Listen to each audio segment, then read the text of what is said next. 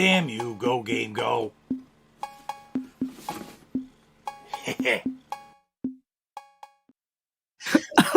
Oh, thank you, Pete. I want to put that on my videos, even though it has no context to my videos. Like that was fantastic. Anytime we won, we got Pete's little laugh here. That always works out great. It's the perfect garnish to any video. Yeah. Welcome to Go Game Go with our special guest, Panda Sub2000. Welcome. Yes. Thank you for having me. Oh, and if you don't mind, I've got an extra special guest right down here. Where the hell? There. Oh. Hey, look up here. That's my buddy. Hey. Hi there. This is my grandpuppy. That's my son's pup. What's the dog's name? His name's Jasper. Ah, Jasper. Right, Jasper? I love that name, Jasper. Isn't it cool? It's such a good name. And then, I got to do goofy things while I'm on my way to Florida, right? And when I pass Jasper, I got to take a picture of the sign, click, hey. I think I do it every time. Oh, who do we got here? Salvatore, we got Lance, Thomas Papa Bryant. Pete. My mom. And your mother. Your mom. Excellent. What's up, Panda? This is great. We are meeting for the first time. I'm very excited, actually. I'm excited. If you haven't freaking him out Panda Sub2000's YouTube, go there because his videos are top notch. They're extremely well done. Thank you very much. Humor. They're awesome. I try. Awkwardly, I try. I mean, this is stuff. I'm looking at this and I'm like, this is stuff that I dream of doing. I mean, I like to write. I like to direct. I love to do all that. So, I mean, have you ever tried doing that on the side or anything? No, not yet. I've only done some quick things because I don't know what the deal is. I don't want to make excuses. I just have. Well, you may not know where to start, right? And it's a big world. I'm like, ew. Sure. I mean, so like one thing that surprises a lot of people, and I say this as a way of hopefully inspiring others to try things, is the equipment I use is my phone. Everything is shot on my phone. Like people think I'm using some great camera. No, it's my phone, and my microphone is actually a $20 microphone that a friend left over my house years ago that I have duct taped around a hockey stick. That's what I'm using. So if I can do it, you can do it. You just have to really want to make something. That's it. You've made an immediate fan of Jeff, of JD, and Pete. Perfect. I hope that friend isn't watching and says, "That's where my microphone went." No, they're not welcome in my house anymore. That's my mic now. God forbid I have to spend $20. All I know is burned over. Shipping in space is a bitch. There's no way I'm getting another microphone up here. all I could do is see JD breaking doors down. Did somebody say hockey stick? A mic and a hockey stick? Yeah. I think JD's going to start working on that. Camera / microphone all in one. So perfect. You're in better shape than me. It doesn't take a lot to do a YouTube video. No, although, it doesn't. Your other end, though, what kind of software are you using for that stuff? So, like the software that more people would be like more familiar with, like for editing, I use Premiere. Yeah. I'll talk, real basic for anyone who just may not know this stuff. So Premiere is like how you would edit something together, how you stitch each take together to make the story. As far as the visual effects are concerned, like the models and stuff like that, I use a combination of Cinema 4D and After Effects. After Effects is from Adobe, so if you happen to have their Creative Cloud suite, there's a chance you could do some of the things that I'm doing. Yeah. And then let's just say, so I'm looking at this one, and the video is, what is it? Just over 9 minutes. Yeah. I'm looking at the importance of game preservation. Oh, that one. Mm-hmm. Mm-hmm. So how long does that take you to put it together then? Yeah, it all depends on what episode you're looking at, right? And I'm sure we'll talk about some of the bigger ones that I've done. That particular one, Not long. So I'll tell you why. So as along the way of making this show, I've been also trying to find a formula to make them faster because it's just me. I do everything, right? Right. So like that video you just said, and also like the one I just released about the Amico and Switch. Yes. That was all done on a set that I specifically built for fast output. So how long does that take? To film, it's in real time. I'm already in that set. I could actually even do that whole thing live. I had the camera angles already done. I press a button, it cuts. So it took me maybe 3 days to write it, and then about 4 or 5 days to edit it, right, in Premiere, like to start putting the clips over what I'm saying, tighten it up, things like that. So a video like that would be about anywhere between 4 days to 7 days to make. Okay. That's on the easier end of what I make. Like, for instance, if we ever talk about the one I'm doing on the 25th, that has been in production since 2018. So there's a big difference. Wow. Yeah. Wow. Yeah. Yeah, Stuart, you got to check out the game show one. Okay.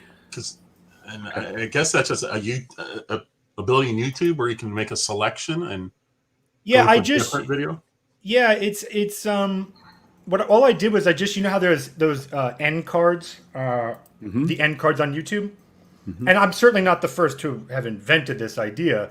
But what I did is, instead of just having those end cards go to something else, they're going to my interactive game show, where if you pick Nintendo, you'll go to the Nintendo questions. If you pick Sega, you go to the Sega questions, and it takes you on a big branching path. Wow. Of, I think 27 different options or something. That thing took, I think, about a month and a half to make the whole thing. Wow. So now is this what you do for a living? Yeah. Oh, so I wish I could do Panda Sub as a living. That would be really great. Because I would think that is what you would do to have that much time. No, and unfortunately, no. I have a day job which is in the same realm of video, right? So my day job is doing a lot of client work for, I've done a lot of TV commercials. I'm sure you may have seen some of them on TV. Yeah. And I spend most of my day doing that. And unfortunately, because that's not 9 to 5, that can be a 16-hour day. And then I have to try and find some time to work on Panda Sub. So like I'm only able to release maybe 1-2 videos a month on Panda Sub because of that tight schedule. Okay. And like, are you single or are you? I've had to be. That's what I was thinking. Like, yeah. I'd like to do more, but between a job and then somebody who likes to hang out with me and things like that, I'm like, this is fun. This is like a Dr. Phil moment, so you can see how pathetic I am. But basically, yeah, I'll give you a real Dr. Phil moment. Let's go deep. Let's go deep. That's not what I. That's not what I would say. Let's go there anyway. So So Panda, how do you feel? Yeah. So to answer that question, basically, a while back, I wanted to, outside of my client work, like I don't particularly, I hope my clients aren't watching, I don't like that stuff because it's production. Yeah, right. It's not fun making a Tide commercial or whatever the hell you're working on. Right. So I always wanted to do more. So, I wanted to make this. Well, the problem is if you're married or if you have kids or any of those things, which are wonderful things, and I think that's an amazing thing to do.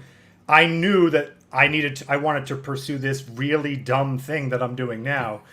So I gave up everything. I was almost engaged, and I just gave it all up and just said, I'm going to just designate my entire time to trying to build something else. Wow. So that's what I've been doing. So I am very dedicated to trying to make something new and exciting. Is it working? No. But I'm having fun, so that's all that matters. I'm having a blast. I saw on Twitter. What your day job?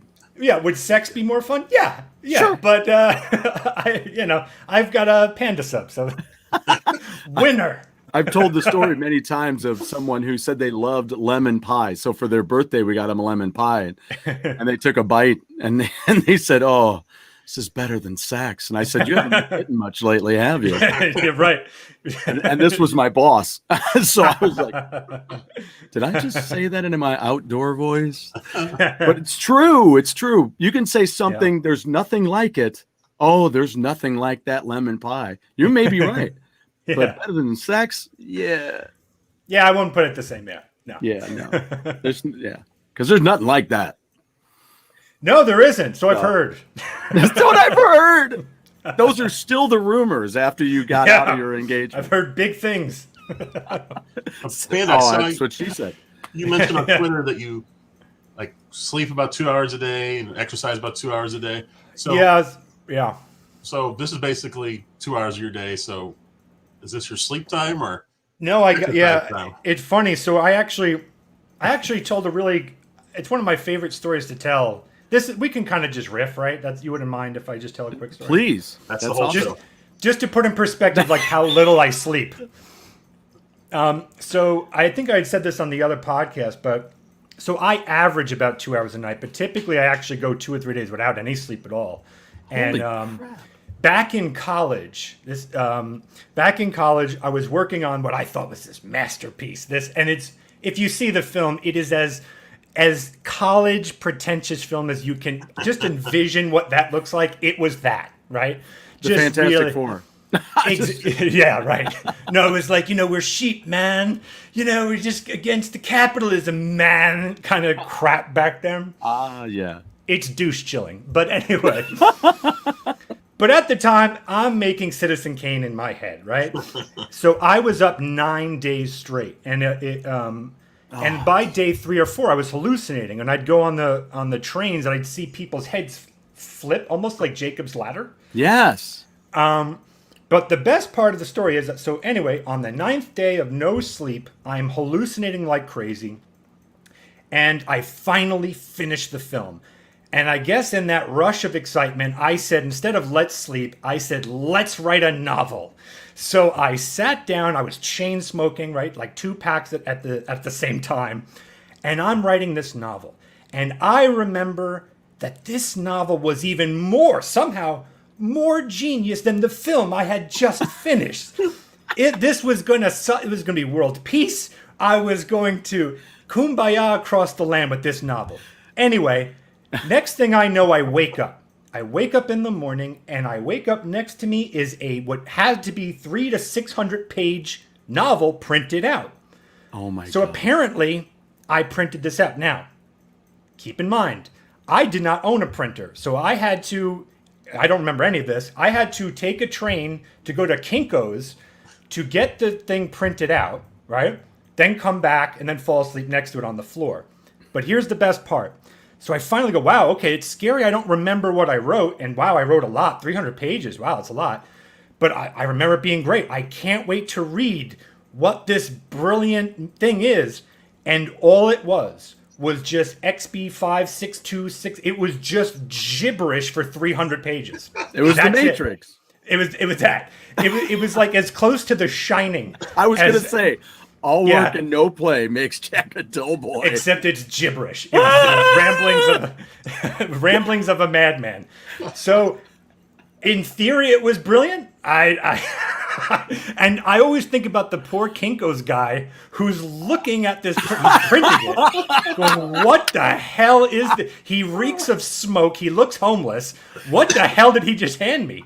Bob, and I'm like, it's art, man. Print the shit and get him out of here. Yeah. But it's I don't care. Get him out the door. Yeah. And the book was called Delusions of Grandeur. Yep. Or XB5627. That called. Could be it right there. Yeah. So that's how little I sleep. Oh my God. What if right in the middle of those 600 pages or whatever it was, all of a sudden there's something brilliant in there and you just haven't seen it? Well, let me stop you. The whole thing is supposedly brilliant. So, I mean, of course, there's going to be something. Actually, someone... Go through all the pages? No, you have to remember, like, it's a funny story. Well, it's a debatably funny story now. But for me, it was terrifying. I blacked out during this whole thing. And just like, wow, that's really kind of strange. A friend years later told me that idiot, what you should have done was just see if there's reoccurring character. Like, it may actually be something where every time I pressed A, maybe it was the letter K or whatever. I don't know. Right. Yeah, it's in code. That maybe there's something in there, but honestly, it's going to be crap. It's far more legible this way than I'm sure if it was in English. You never know. That could help us relate to aliens that'll end up showing up one day. Maybe. Yeah, that'd be great. Maybe. There was one other thing I was going to say. Oh, it just reminds me of Seinfeld. Remember when he wrote that joke in the middle of the night and he couldn't read it? I can relate. Except it was a 300-page manuscript. Right. Nonsense. There's a difference between a scribbled note and a novel. 300 pages. Yeah. Panda, this could be your story right here. That you start with this, but in the actual story, it ends up maybe it isn't code, and you decipher it. And it could be something incredible. But what sells it so much for me is just back then I really was just that annoying artist that just thought he could save the world with his words, and so it just made it that much funnier to see it was just mouth garbage. It was garbage. All this stuff that people on the outside wish you could see already. Can you just see that you're being a dork? I mean, like I say, I work for special school districts, so some of the things that are said on a daily basis or done on a daily basis, you can't write this stuff. Right. So but what it was a hidden code? Look at this. Do you see that? Yeah. We've got a running joke of Rise. I was way ahead of the curve. So can I dip a toe in that real quick? Are you a Star Wars fan? A huge okay, Star so Wars being fan, a huge Star Wars fan, are you the kind of Star Wars fan that stopped likes at 6? I stopped at 6. I'll tell you why. So here's my thing. So for me, this isn't debatable, and I don't even mean this aggressively. It's just not a debate. Right. You can't have Romeo and Juliet the sequel because the whole point of Romeo and Juliet was their love. They both died. That was the point of these two star-crossed lovers, and in the tragedy of that, right? Yeah. Now, if you want to make a sequel, you could make a sequel about the Capulets and stuff like that if you wanted to, but you can't call it Romeo and Juliet 2. You can call it the Capulets. So my problem with Star Wars Episode 7, the story was told. The son who redeems the father was done. So the minute you add but then, you've negated everything that came before it. And I did watch 7, 8, 9 as films themselves. They're obviously there wasn't a clear idea of what they wanted to do with it. I actually thought the Rogue One actually was good. Yeah, I thought Rogue One was actually really good. But again, that's not Episode 7, so I'm on board with that. You want to tell more stories? Great. So that's my main problem with 7, 8, and 9 is that they don't exist, and so none of that matters to me. So when Han died, there's he didn't though. He was fine. He's actually pretty fine, and he was with Leia, and everything's great. So 7, 8, and 9 don't count to me. So I didn't feel anything. My childhood's ruined. Like, no, those stories were told great. For me. Yeah. Interesting. Yeah, because that's a big thing between me and Pete, where he's got the childlike love of Star Wars, and it doesn't matter how piss poor they made the storylines and the ending in especially 8 and 9. Yeah. 7 was amusing to me. It was entertaining because it brought things back. Sure. And you got to see things again. Whether we ever needed to really isn't the point. But with the Last Jedi and Rise of Skywalker, I still haven't even seen Rise of Skywalker, and I won't. Yeah, it's not necessary because there's no reason to. For me, what I'd say to Papa Pete there is, I guess what my very, very friendly, respectful debate in that would be, is that George Lucas never, I don't know him personally, but you could tell that these films were passion projects for him, clearly, right? If you know about his whole story of even making them and how much he sacrificed to get them done, they were very important to him, especially the messages that he was trying to get out there about mythology and stuff like that, fathers and sons. When I watch the Disney ones, they feel like a commercial. I never felt like this was a story they needed to tell. This was, let's sell nostalgia again, right? And keep selling nostalgia again. So to me, that's looking at it like a child. To me, actually, is cheapened by what Disney has done, in my opinion. I can get on board with that. I get what you're saying. It's a different reason why those were made. Yeah, I guess that makes sense to me. Yeah. I'm like on the other end. I'm not a Star Wars fan really at all. I hate the movies, but I've been, since I got Disney Plus, I told Stuart I'm going to watch them in chronological order according to story. So I watched what's the first one called?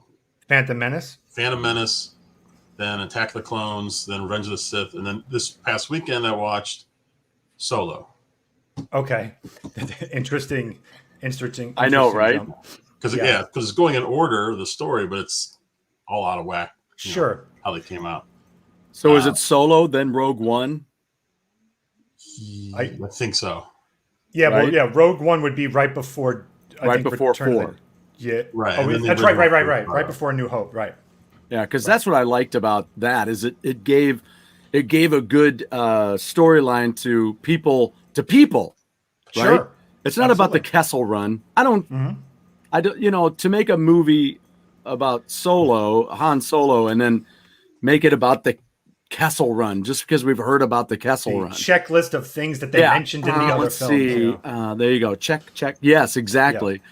But Rogue One was about the people who brought those plans that started the whole thing. And when we watched 4 back in 1977, it was like, people died for this stuff.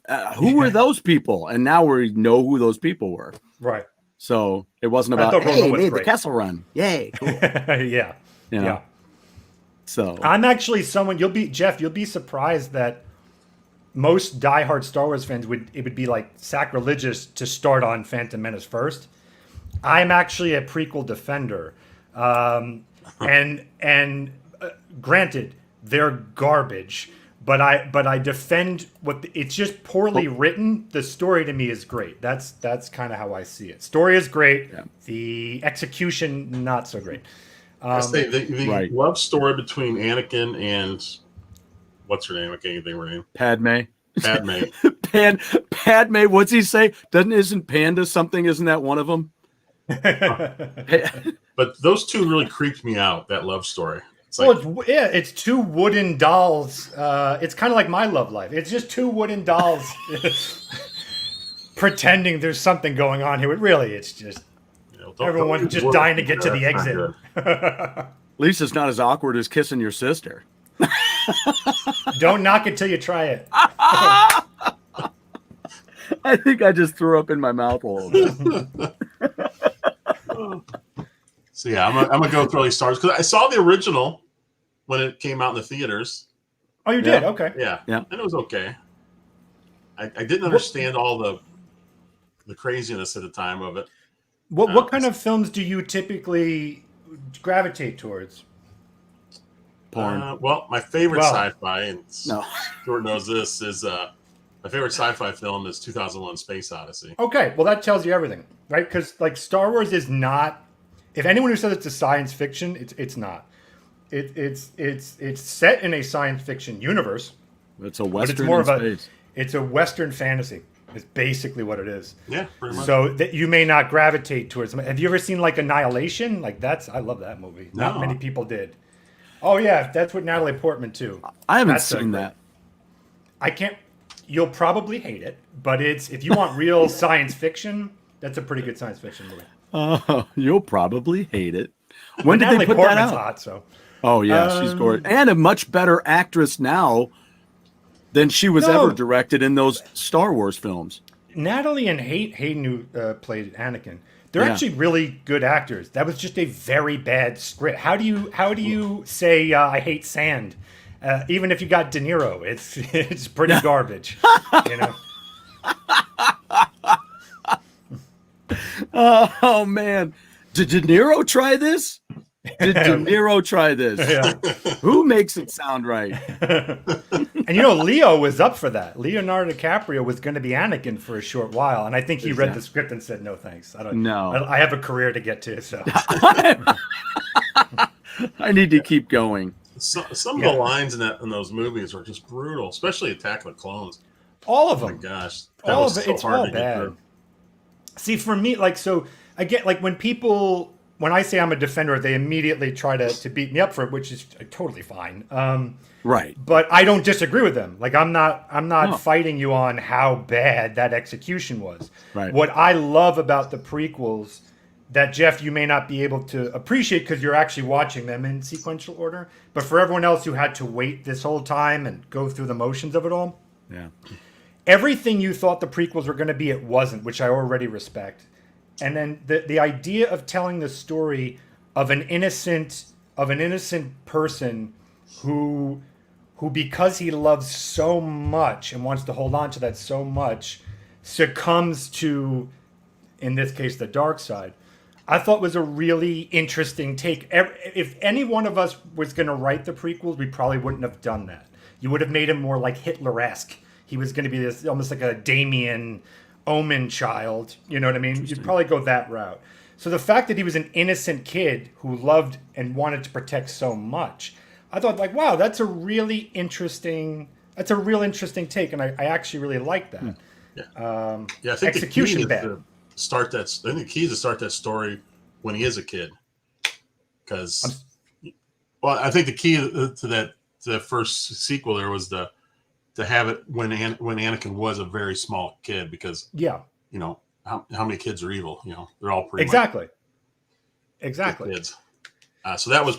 I'll give you that. The storyline I thought was cool. Yes, but man, the execution. I'm not. Yeah, there's no argument on that for me. And when you say that, the one thing that comes to my mind, and not that this would ever have happened, but the one thing that comes to mind is if they would have written one like that, that sounds like then Richard Donner might have directed it. Oh, Donner would have been a perfect choice. We'd have had a kick-ass opening. Absolutely. Instead of, that's annoying. Yeah, it was bad.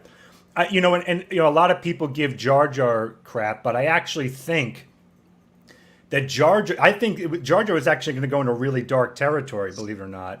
I think Jar Jar was the setup that Anakin was going to kill Jar Jar, because if you look at his purpose, he was the clown, right? He was the clown to get kids involved in the movie, and then to really sell Anakin's turn, I can almost guarantee you that he was going to be killed by Anakin in the end. And I think the only reason why that didn't happen was Lucas realized people hate Jar Jar. So if Anakin kills Jar Jar, I've been cheering. Everyone will be cheering for Anakin.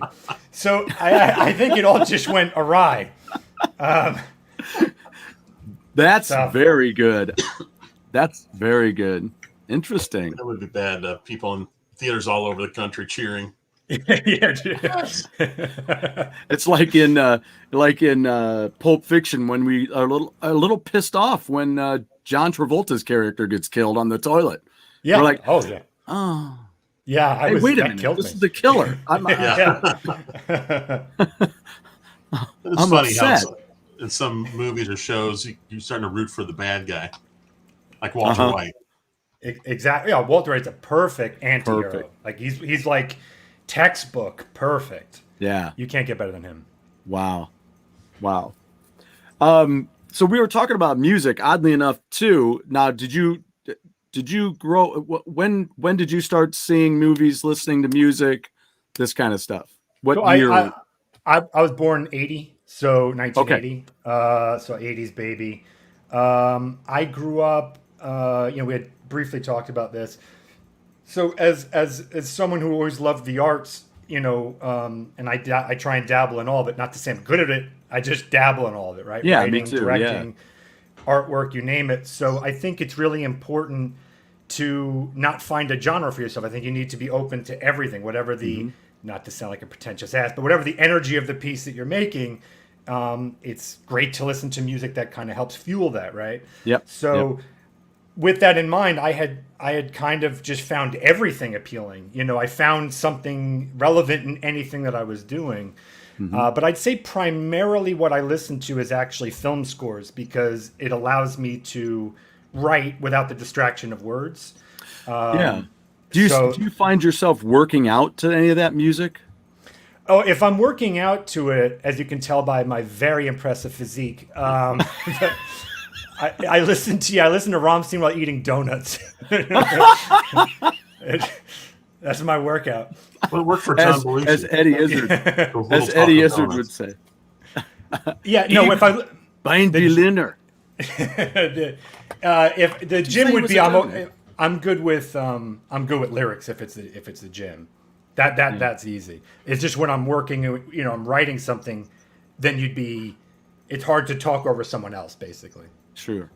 Yeah, because I find myself when I do bike riding, I love to have soundtracks on, Marvel soundtracks, whatever, anything that's moving is 100%. Good. But it can't always be moving, because sometimes you're going uphill and there's a song going, and you're like, hey, shut up, I'm not there right now. I just need a water break, for God's sake. Right now I need a doom, bum, bum, because I got to get up this freaking hill.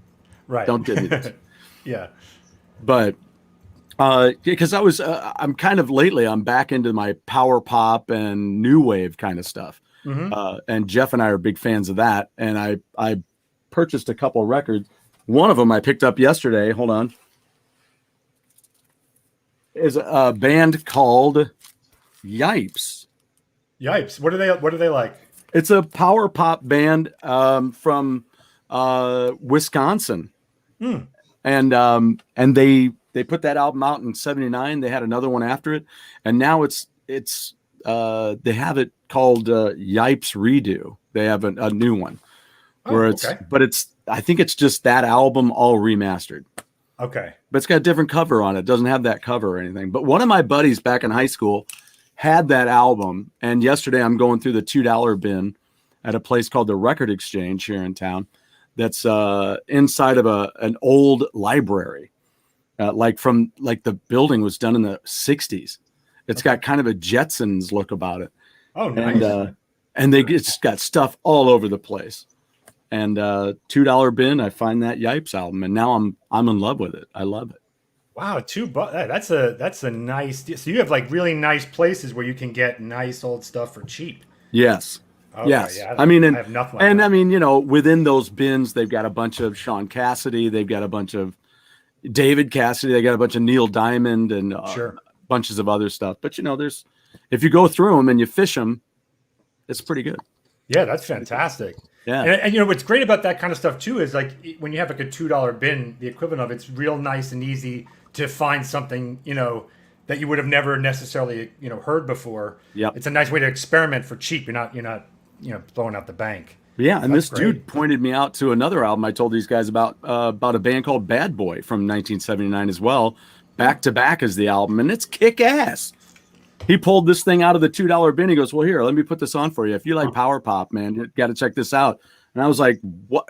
Just keep it at the counter because I'll buy it." Yeah, that's awesome. Yeah, and I found my British Lions, all kinds of stuff. But anyway, so that's one of my favorites. So you'll have to check some of that out, see if it gives you a little bit of 100% inspiration. 1979 was a wonderful year for music, I'll say. Great year. Can't speak for it. I wasn't there yet, but you weren't. But maybe it inspired my birth. You never know. You never know. Disco may have made you. I mean, here's for hoping. And not like German industrial death metal. Well, you were born in the AC/DC day. Mm-hmm. 79 was Highway to Hell. 1980. There's a shot. There's a shot I was made aggressively. For every life, see, Bon Scott was gone so that you could be here. Mm-hmm. So there you go. You came in for Bon Scott. Way to go. Thank you. Yeah, I'm very proud of that. So what started all your major putting all these things together? I mean, I'm still a dreamer. I'm still the guy who wants to do that. If I could hang out with you for a week, I would. Yeah. And just see what's going on. The thing you need to do is just do it, right? Like that's like anytime anyone asks me, that's really the only answer I can give. Just do it. So yeah, I wasn't taught in anything that I do. None of it. Zero. I didn't learn any of this stuff. I just said, let's say I want to be on a spaceship, right? Let's just say that, right? Yeah. Well, I don't know how to be on a spaceship. Well, I'm going to figure that out. Like, I'll give you an example. This happens to me all the time. I'll always write something, and if I know how to do it, I throw it out. I want to always be trying to push myself. And there was one time where I was writing a scene and I wanted this close up of the afterburner of a ship. Yeah. Where you're seeing the fire pump out. Correct. Yeah. And I'm like, I don't know how to make that.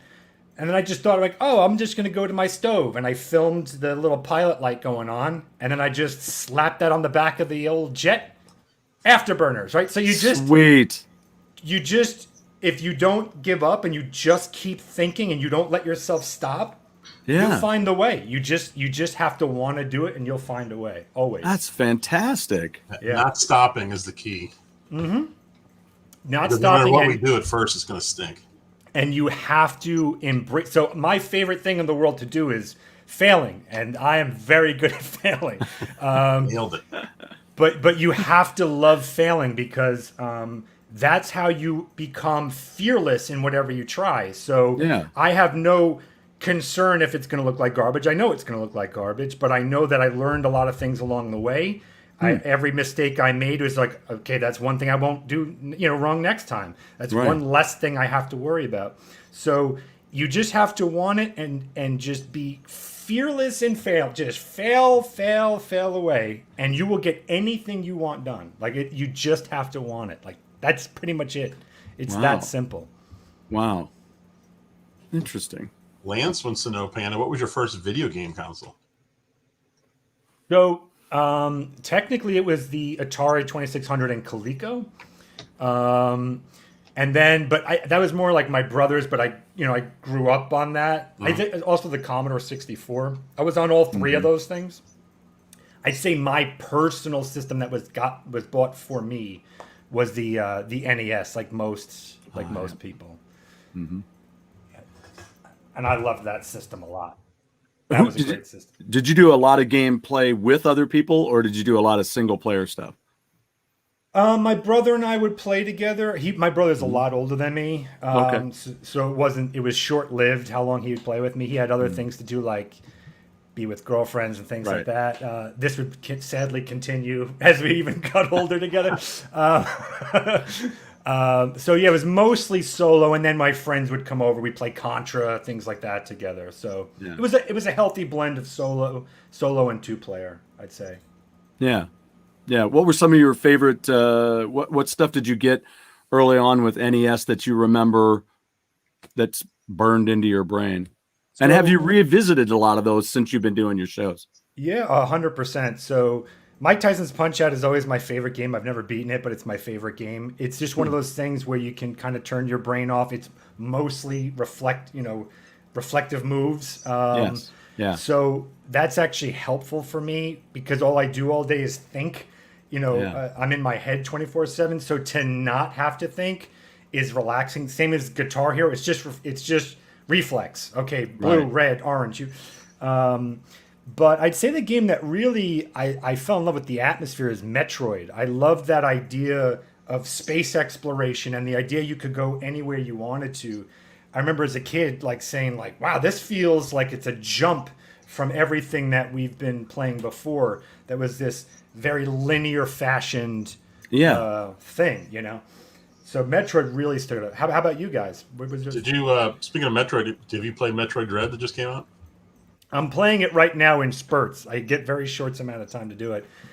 I it's a love-hate relationship I have with it. I really love all the new things they're doing. I also hate those new things that they're doing. So I applaud them for it. I think it was necessary, but I hate those changes. So if you played it, I'm sorry?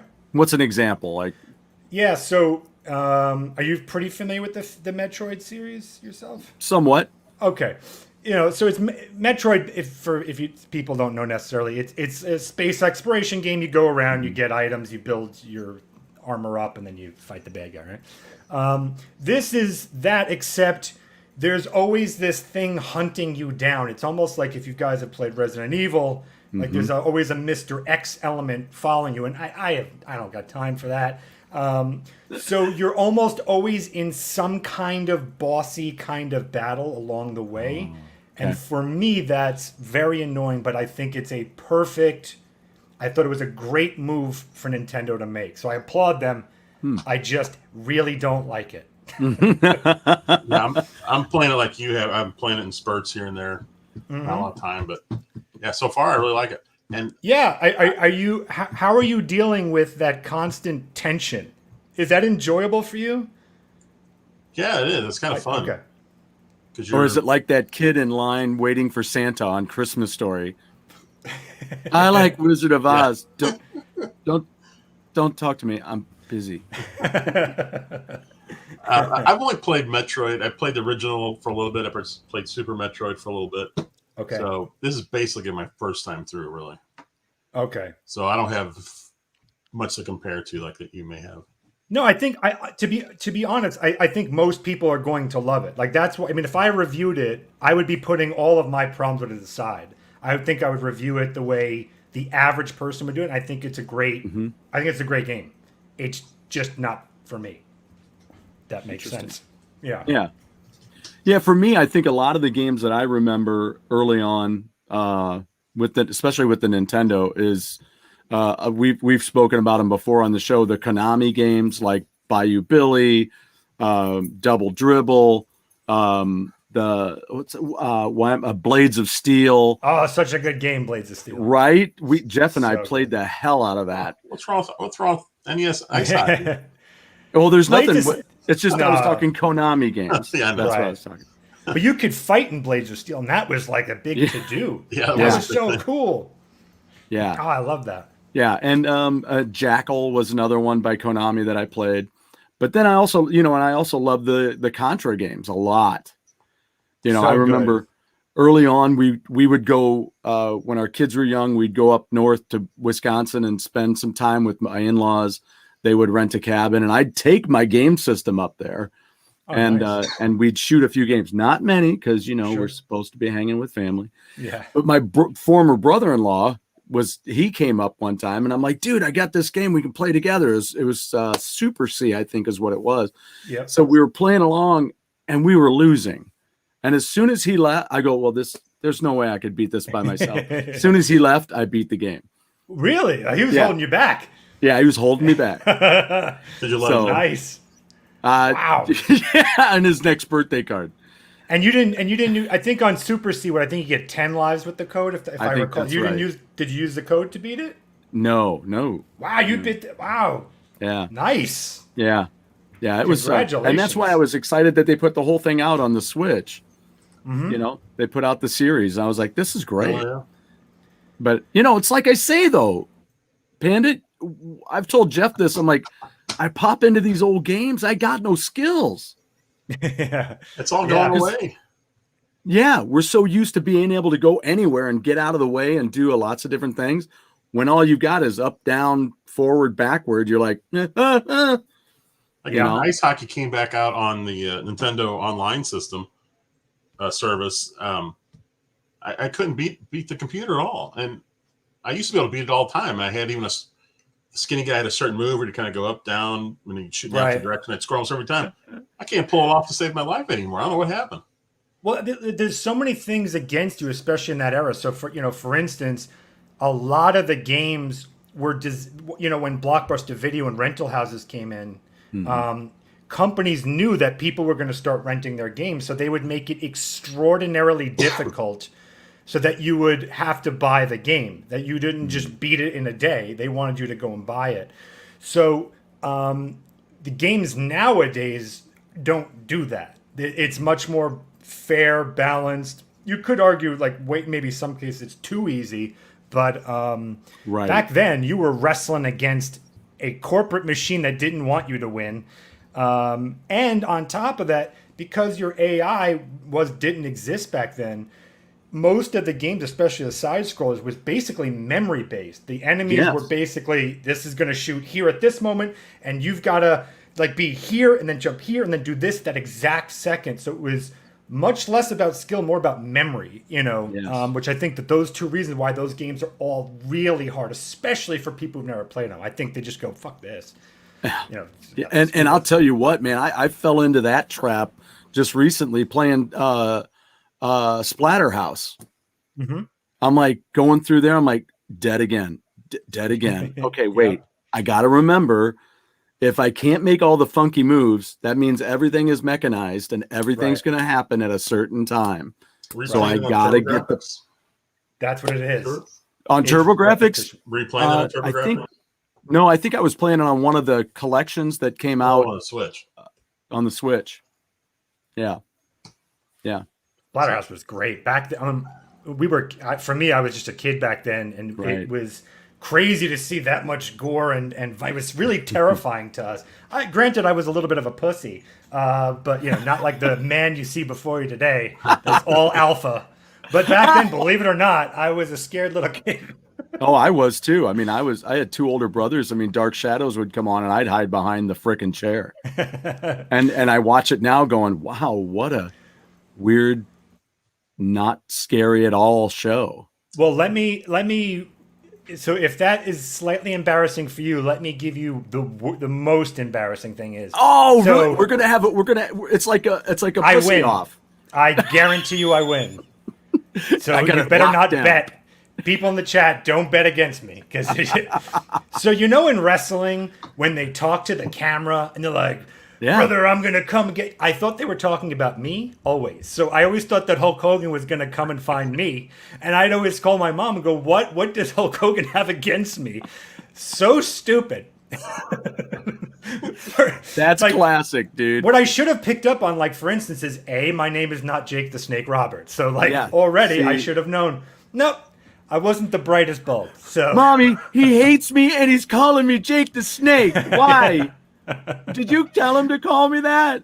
Aren't there child laws where you're not allowed to kill a 9-year-old? I was so scared of Hulk Hogan and Macho Man going to come and get me. Your mom should have snap on. I don't know what you did. My mom, I think, debatably was just going to leave me somewhere and just get rid of this kid. He's hopeless. Oh man, what is this? Viking sandwich here, Ninja. Why do I not get how to read that?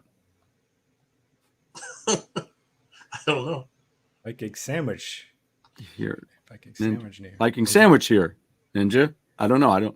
Where's the comma go? Viking. If anyone in the chat would like to try and figure this out, you'll win a virtual high five. We need a translation. Yeah. Dark Shadows is like a prototype for the Twilight series. A soap for the soaps to be jealous of. It's the original crossover. Yeah, I mean, what really was weird about Dark Shadows is it wasn't even a horror show at first. Mm-hmm. Yeah. It was just a soap. And then they were like, we need to do something, Mr. Dan Curtis. Right. And that's when he took it all that way. Sitting here doing nothing, and Mike over there, Original Next Level Gaming, is planking.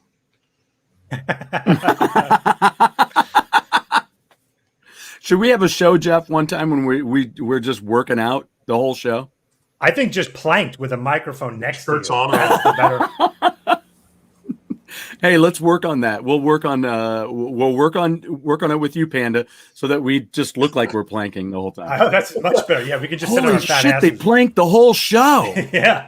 2-hour plank. Someone who's actually doing it. And on top of a building. Wow, holy crap. And that dude's built like Hulk Hogan, who's coming after me after the show. What's in Panda's pants? It's the girth on that thing. Jesus. Look at the unit on that guy. Yeah, wow. There was no special effects clearly done there. Oh, man. That's classic. Were there any so you moved into which direction did you go? Do you still with games? Did you go from the NES to all ports, or did you stick with Nintendo or Xbox? Yeah, no, did you go? It went. My story is probably like most people's story, especially in my age group, where you went from Nintendo and then you got Genesis and Super Nintendo. If you were fortunate enough to be able to do that, and then when you go to college, that's when you, at least for me, you kind of stop for a while. So right around the GameCube era, I stopped. The N64 era, I stopped. And then you come back to it. But I was a kid that was fortunate enough to have the Genesis and the Super Nintendo. So I was like that again. There's that hippie kid of like, we don't need war. There's no console war, man. We can be friends. It's like, no, you were a privileged ass who have both consoles. That's why. For the kids on the playground, you're gonna get one. Yes. So I can understand. Yeah. Yeah. What are you gonna do?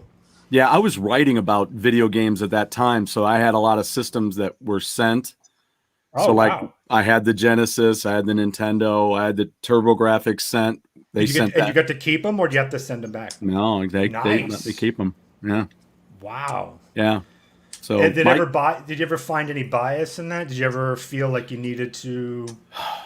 No, I mean, I was, I'm like you. I mean, I don't know, when people start going on and on about, well, this system or that system, I'm like, I don't know. I just don't care. Just give me a system to play. I really don't care. If I'm fortunate enough to have them, I just can't spend $1 million on a bunch of game systems. Like when the PS5 came out, I'm like, well, I don't really need that. Right. But the Switch was perfect for the family. Still, my kids were buying them. So it's because they're older, and married, so they're buying their own Switches, and we're playing together and having fun, and so those things matter. I think the Switch is probably one of the greatest. It's not my favorite console, but I think it's arguably one of the best consoles of all time. It just beautifully caters to almost every need that you have, especially if you're a gamer. I think it's here's an example right here on the Switch: Neo Geo Pocket Color. Nice. They put 10 games from the Neo Geo Pocket Color on Switch. I mean, it's just crazy. I mean, it's perfect. Yeah. You figured these games would be dead, but no, they're back. It's crazy. And such a perfect example of how graphics don't mean anything. Fun is what matters. And I think Nintendo, really knocked out of the park. The Wii U is like the prototype for the Switch. It was the sacrifice son that needed to happen, the sacrificial lamb rather. It was their because bunt. they nailed it. Yeah, exactly. Exactly. I thought I actually like the Wii U, but the Switch is what nailed it. Yeah, I think Switch. Stu froze. It's my favorite system, of current systems, and before it's all said and done, it's going to be one of my all-time favorite. There's no doubt about it.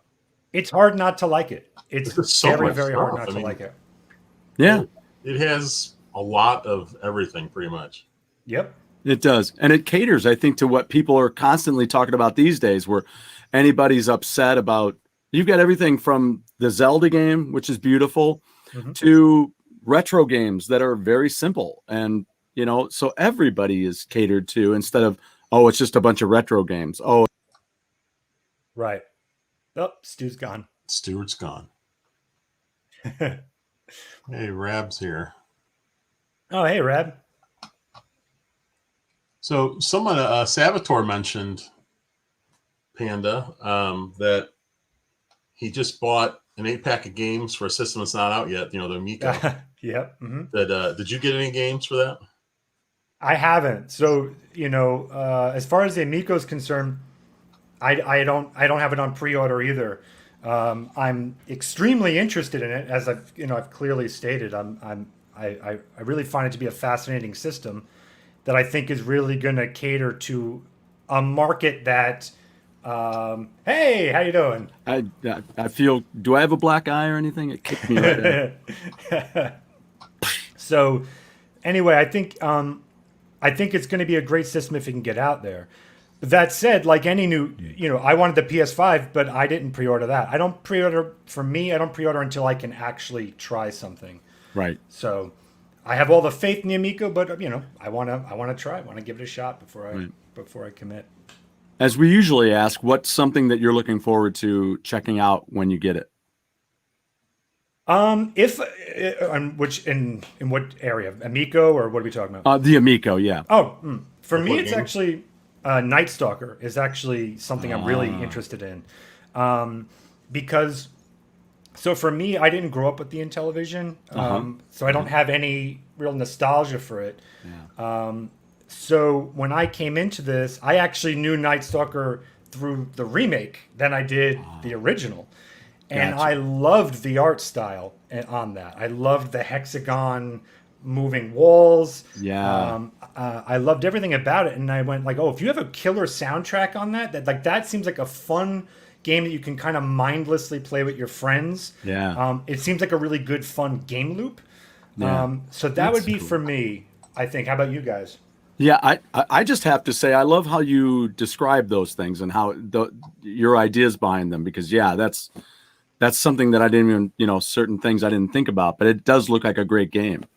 For me, I love the Nitro Derby, the over the top, but with a little bit of an angle. It's the super sprint with a little bit of an angle to it. Yep. It's also the reason that I like one of the games that Jeff pointed out to me recently for racing that I got on the Switch. I always forget the name of it, but I love playing it. Oh, is it a top-down? Yeah. Top-down driving game? Yeah. I'm trying to think Something what that like could be. some Rush Rally Origins, I think. Rush Rally I'll have Origins. to check that out. It's a lot of fun, and it's all above. It's so Nice. So that, and then I still love Moon Patrol. I'm looking forward to playing more of that on an actual system. Yeah. For me, I just can't wait to use that controller. That's what I'm. Yes. That controller really fascinates me. If I was a game designer, for me, I'd be excited because it's so different. It forces you to think outside the box. And I think if developers have the opportunity to really go for that, instead of playing it safe, instead of saying like, understandably, hey, I need to also port this. If they jump head in and go, I'm going to use this controller just for this, I think you can get some really interesting games. And that's the stuff I'm really interested in. The indie scene for the Amico, I think, will be phenomenal if they commit. Yeah, that controller is what got me interested, because I'm like, there's nothing like it. I mean, it's the Wii. It's what the Wii U should have been. I like, to me, that's the best way of putting it. The Wii U was a great idea. They just went about it, for me, the wrong way. Where Amico has it right. It's handheld. It's not this big, clunky tablet thing. You make it look more like a phone, which is more comfortable to your audience. They're used to having a phone in their hands, not a big, clunky, rectangle. Yeah. Yeah, I have a feeling the audience for the Amico, the big audience for the most part, probably doesn't even. They may not even have a game system at this point. If you look at like young families, maybe they have a Switch, maybe they don't. I think you're 100% right. I think, look, there's clearly the 40 plus demo that Intellivision pretty much has almost guaranteed. Oh yeah. Anyone who has nostalgia goggles for the original, I think you've got that, because those people also have families. They're useful, unlike me. They actually have a family and they're moving forward in life. So so they just move forward in different ways. Sure. See? I just happen to be more stunted. But I'm playing with puppets. But anyway, there's no right or wrong there. My ex-girlfriend right now is just like, man, I made the right decision. Dodged a bullet. Woo! Dodged a real bullet there. But anyway, you figure that 40 plus market, it's great for them. They have the nostalgia goggles, and they get to share that with their kids and maybe someone in the household that isn't a gamer. Boom, now you have a family experience. So that market they've got. The real question is going to be, what is that second audience? What's that other one that they don't have guaranteed, that market going to be? And that's what I think Intellivision has to prove. I think they can do it as long as they can follow through on all the promises they've made. I think they've got a real shot at doing something interesting here. So I'm personally rooting for them. Well, and Pete has a good point that it's very much like the original controller. Instead of the keypad, you got this cool touch screen. Yep. And I think it's just it's just a matter of getting it out there and getting it done. I mean, we've all believed in it for a long time. We all still believe in it. Most of my buddies here have all pre-ordered. I'm the same way. I'm not a big pre-order person, but I'm just waiting for the red one to become available. Sure. That's what I want, because I can't really. I don't want to afford multiple systems until we, until I know if, that I want to do it. Because I got enough. Absolutely. I got enough systems. We got 2 Switches, which, we decided to do because my wife took mine over. Happy birthday. Oh, Animal Crossing. Mm-hmm. You need your own. Mm-hmm. And your own island. You need your own island. How is, question. So is your wife a gamer, or was the Switch accessible enough for her? Switch was accessible enough, and she was going through a crazy time with work. Mm-hmm. And so our son was like, you know what, Dad, I bet she would really enjoy this game, Animal Crossing. Mm-hmm. So you should invest in that, and she'd really enjoy it. It'd be a good thing for her to end her day and then have something like that to have fun and have a calm place, cool, fun place to go and entertain, Right. So then she realized, there's just too much going on here. And like we had to actually early on, we had to start a whole new island because I started the island, which that was a mistake for what we needed her to do. So destroy the island, start over again, and then eventually get another Switch to where I moved and had my own island, which it was just been a blessing. It's been great. But the weirdest thing about it is, and we still talk about it, we talked about doing this 2-3 weeks ago. I said, honey, let's make a pact Sunday. She's busy with a new job now. But I said, this Sunday, why don't we both get on the Switch and we'll get on our islands and see what's been going on? Since she hasn't touched hers in I don't know how many months. Right. A long time. Okay. So there's weeds everywhere. There's probably bugs in her house. So, and she's never... I don't know that she's ever experienced bugs in her house. So I've experienced it because I've gotten on to my friend's island and her husband hadn't played for a while. So we stomped bugs in his house. I stopped playing for a while. Then I started playing again when the Mario stuff came out for Animal Crossing.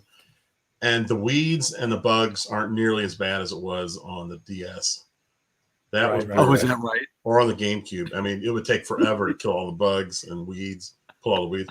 It's nothing compared to those days. So it's not that bad when I get back into it. That game was so tailor-made for the events of 2020. Like, you could not have had a better marketing event of history for that game. You ain't kidding. Yeah, they lucked out. You know what I mean by that. I don't mean that like in a grim way. But right. No. But it was like it was the I don't know. It was the perfect storm. It really was. Because everybody was, I was like, it was Sunday morning and I'm buying turnips and I'm like, all right. And then Monday, I'm looking up turnip prices on my phone and seeing who's got them. And I'm storing them for my daughter. And now I'm like selling them for my daughter. And I'm like, woohoo, here we go. And now I got millions, And it's such a genius game loop of nothingness. It was such a perfect thing during that time of just having people be able to return to normalcy. It was amazing. It was an amazing amazing game. Yet at the same time, it has way too many corporate moments for me, because it's like where you were talking about, where they program it in a certain way. Mm-hmm. And I mean, like, look at how many times CJ shows up on your island, right? So CJ shows up on your island. He goes, hey, so I got this thing going on and I got this competition. You want to do it? And you're like, yeah, I'll do that. Okay. Because I just saw tons of freaking fish right over there. Then you go over there, no freaking fish. You're like, you assholes. You're like, okay. So I say, okay. And now you suck all the fish out. Now, within 2 minutes, I'm trying to run around and get whatever I need. And now you've sucked it all out. And so now it's taking me longer to do everything. And I'm like, you pricks. That's my biggest problem with that stuff. Do you think, I wonder if it's 100% what you're saying. I wonder if there's a small element of they needed to try to do anything they could to just make sure you'd stay in the loop, if that makes sense. And that's my point. My point. Some people don't mind it. Right. Some people don't mind watching Rise of Skywalker. Some people won't watch it. So but they should. The middle, it all comes back to that when we have this show. somewhere it comes up again, which is what she said. And but there's that gamut of audience that they don't care. Oh, it's so cool. I'm going to go fishing today. Yeah. Okay, so CJ showed up. Okay, so now there's less fish and it's going to take you longer. But you're okay with that. You're okay with that. And I don't care. That's fine if you like doing that. I just don't. I don't like getting caught in a matrix web where now I'm doing this because you're telling me to do this. I 100% hear you. I'm telling myself this steak tastes wonderful. Yeah. I'm telling myself it's okay that I have to take longer to catch fish. Yes. It's fun. I'm telling myself it's fun. When in fact I'm not getting my laundry done because I'm taking too damn long to fish. Do you have is there any rebel in you where you just naturally go against whatever is told to you? Because that's me. Oh, that's me. Okay, good. So yeah, so on top of what you're saying, there's also no, well then I don't want to fish. I'm not going to do it. I'm going to stare at the walls. It's like, all right, good for you.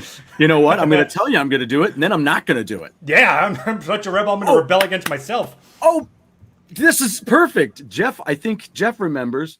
I was the dick that took all the spirit pieces from the ghost, and I wouldn't give them back. No, the hell with you. I'm not. Yeah. He goes, oh, come on. And then I just got in a loop. And then he was like, oh, please. And I'm like, no. You're just making this easier for me not to give it to you now. Right. I'm gonna walk away from you, go to bed, and you'll have no soul. How about that? Did you get anything for keeping him? Pride. Pride. Bragging rights. That drunk pelican. A trophy that says you're a dick. And it looked a lot like the spaceship he went up in today. Yeah. When that drunk pelican shows up on your beach. Yes. And he wants you to go collect all the parts for his phone. Yes, I've kept those parts. Yeah, when you keep those parts, you get something for it. Yes. They become rusty parts, but you need them to buy certain things. So, right. Yes. Yeah, I never get this stuff back. No, and I don't know that I don't know that anything comes of those. I just remember just telling them to no. Buy something like a robot or. Yeah, you can. Yes, you can make a robot. Yeah, you need like 30 rusted parts to do a robot. Yeah, I think is one of the ingredients. So vaguely familiar. Yeah. Yeah, because Logan went out on whatever that is, whatever the. I'll say the black market for Animal Crossing. What is that? It's a place where you can shop. The dark web. Right. Yeah. And you can go out there, and he bought all the parts he needed and made like every robot that you could make, all the different colors. He made all of them. I played the original on GameCube. Well, the original here in North America, anyway. And what the hell was I even thinking of? I said robots. We said parts. We talked about dicking over ghosts and dicking over drunk pelicans. I don't know where I was going. When aren't we talking about that? It's a typical Wednesday. I warmed up during the day to talk about it. I'll think of it in a couple of minutes. Schedule that right in. Yeah. So what did you guys think of that whole Shatner going into space thing today? Let me ask you this. Before you went into the movie, did you know what the plot was? Did you guys know what this was going to do? I did not. They said he was going to go into space until I saw it today. Is he in space right now? No, he just went up and came back down. Okay. Yeah, I think that's all it is. You're just touching like the atmosphere of it, right? Yeah. Just breaking the. Yeah. Yeah. I mean, that's child's play for me. I know. I'm thinking 7. Especially if you just got this rocket penis going up. Mm-hmm. And then you're like, so I'm like, what are they going to do? Are they going to go to a space station? Or are they going to do, what's going to happen? It's coming back down. Check his mail on his phone and bring up. He's going to do a tweet from up there, and that's going to basically call it a day. Fastback. And I'm like, so is this a situation where, is this a company now, Blue Origin, where they're going to send you up Rich if you people want up, yeah. Don't you? Yeah, pay money. Don't You pay for that. It's like a you go touch the atmosphere and then you're come back park down. ride. Yeah, I mean, I'm going to be honest. I don't know a whole lot about it. I would imagine what this is all leading up to is, I guess it's further experiments to seeing if we can have, like this would be like if you want to get from New York to California in a very short amount of time. I guess this would be a new way of traveling, is my assumption. That it's not just a thrill ride that goes up for a minute and then comes back down. I mean, it has to be. Would you want that kind of? I mean, if I got money to blow, sure, it'd be fun to go to space again. I'm already there, but hypothetically speaking, if I was a normal person, I'm already there. Yeah, it sounds like fun to me. Space has always been fascinating to me. So to be able to go up there where most people have not ever been able to go, that alone makes me excited. I have that kind of alpha idea of I want to go places and go, where other people haven't. Yeah, that's appealing. Not for the amount of money I'm sure it costs. Well, and I'm just putting my ass in your hands. I'm like, well, oops, you signed the waiver. You're dead. Sorry about that. Well, okay. Yeah. All right, I had at least 10 other things I wanted to do. I mention to my wife all the time when I see someone skydiving or the bungee jump off a bridge, and I'm like, I'm not doing anything where I have to pay to perhaps die. Right. Or piss myself. But going into space, I'll take that chance because I'm fascinated. Oh, okay. That's Good to one know. thing I would do. Yeah. Okay. Do you like roller coasters, or is that in the same vein of like putting your life in jeopardy? I love roller coasters. Okay. Me too. Yeah. Yeah. I the cooler the better. I mean, I'll go on. It's not to say I don't get nervous. Like, I remember when I was going to go on the Mr. Freeze. I don't know if that was the first time I was going to go on it, but I got nervous standing in line. I was just like, oh, so that's what it does. Well, Screaming Eagle here at Six Flags. It was like 20 years ago or something. I'd never been on it, but really, and it's not that big of a roller coaster, compared to what they have now. But as you're starting to go up that big drop, you're going up, up, up, and like the whole thing's just kind of shaking. And I'm like, oh my God, this whole thing's just gonna like explode, and we're all gonna die. You get up there, and when you're going down, even though you got that thing across your lap, you feel like you're still. You feel like you're trying to like shoot out of that thing. Yeah. I was like, I don't like that feeling much at all. That's the fun of it. That's the fun, especially the old wooden roller coasters where on the hard bank turns, you'd actually hear the screws getting loose. And that's my favorite. You're tightening them as you go by. You're like, or you see a guy on the outside going, yeah.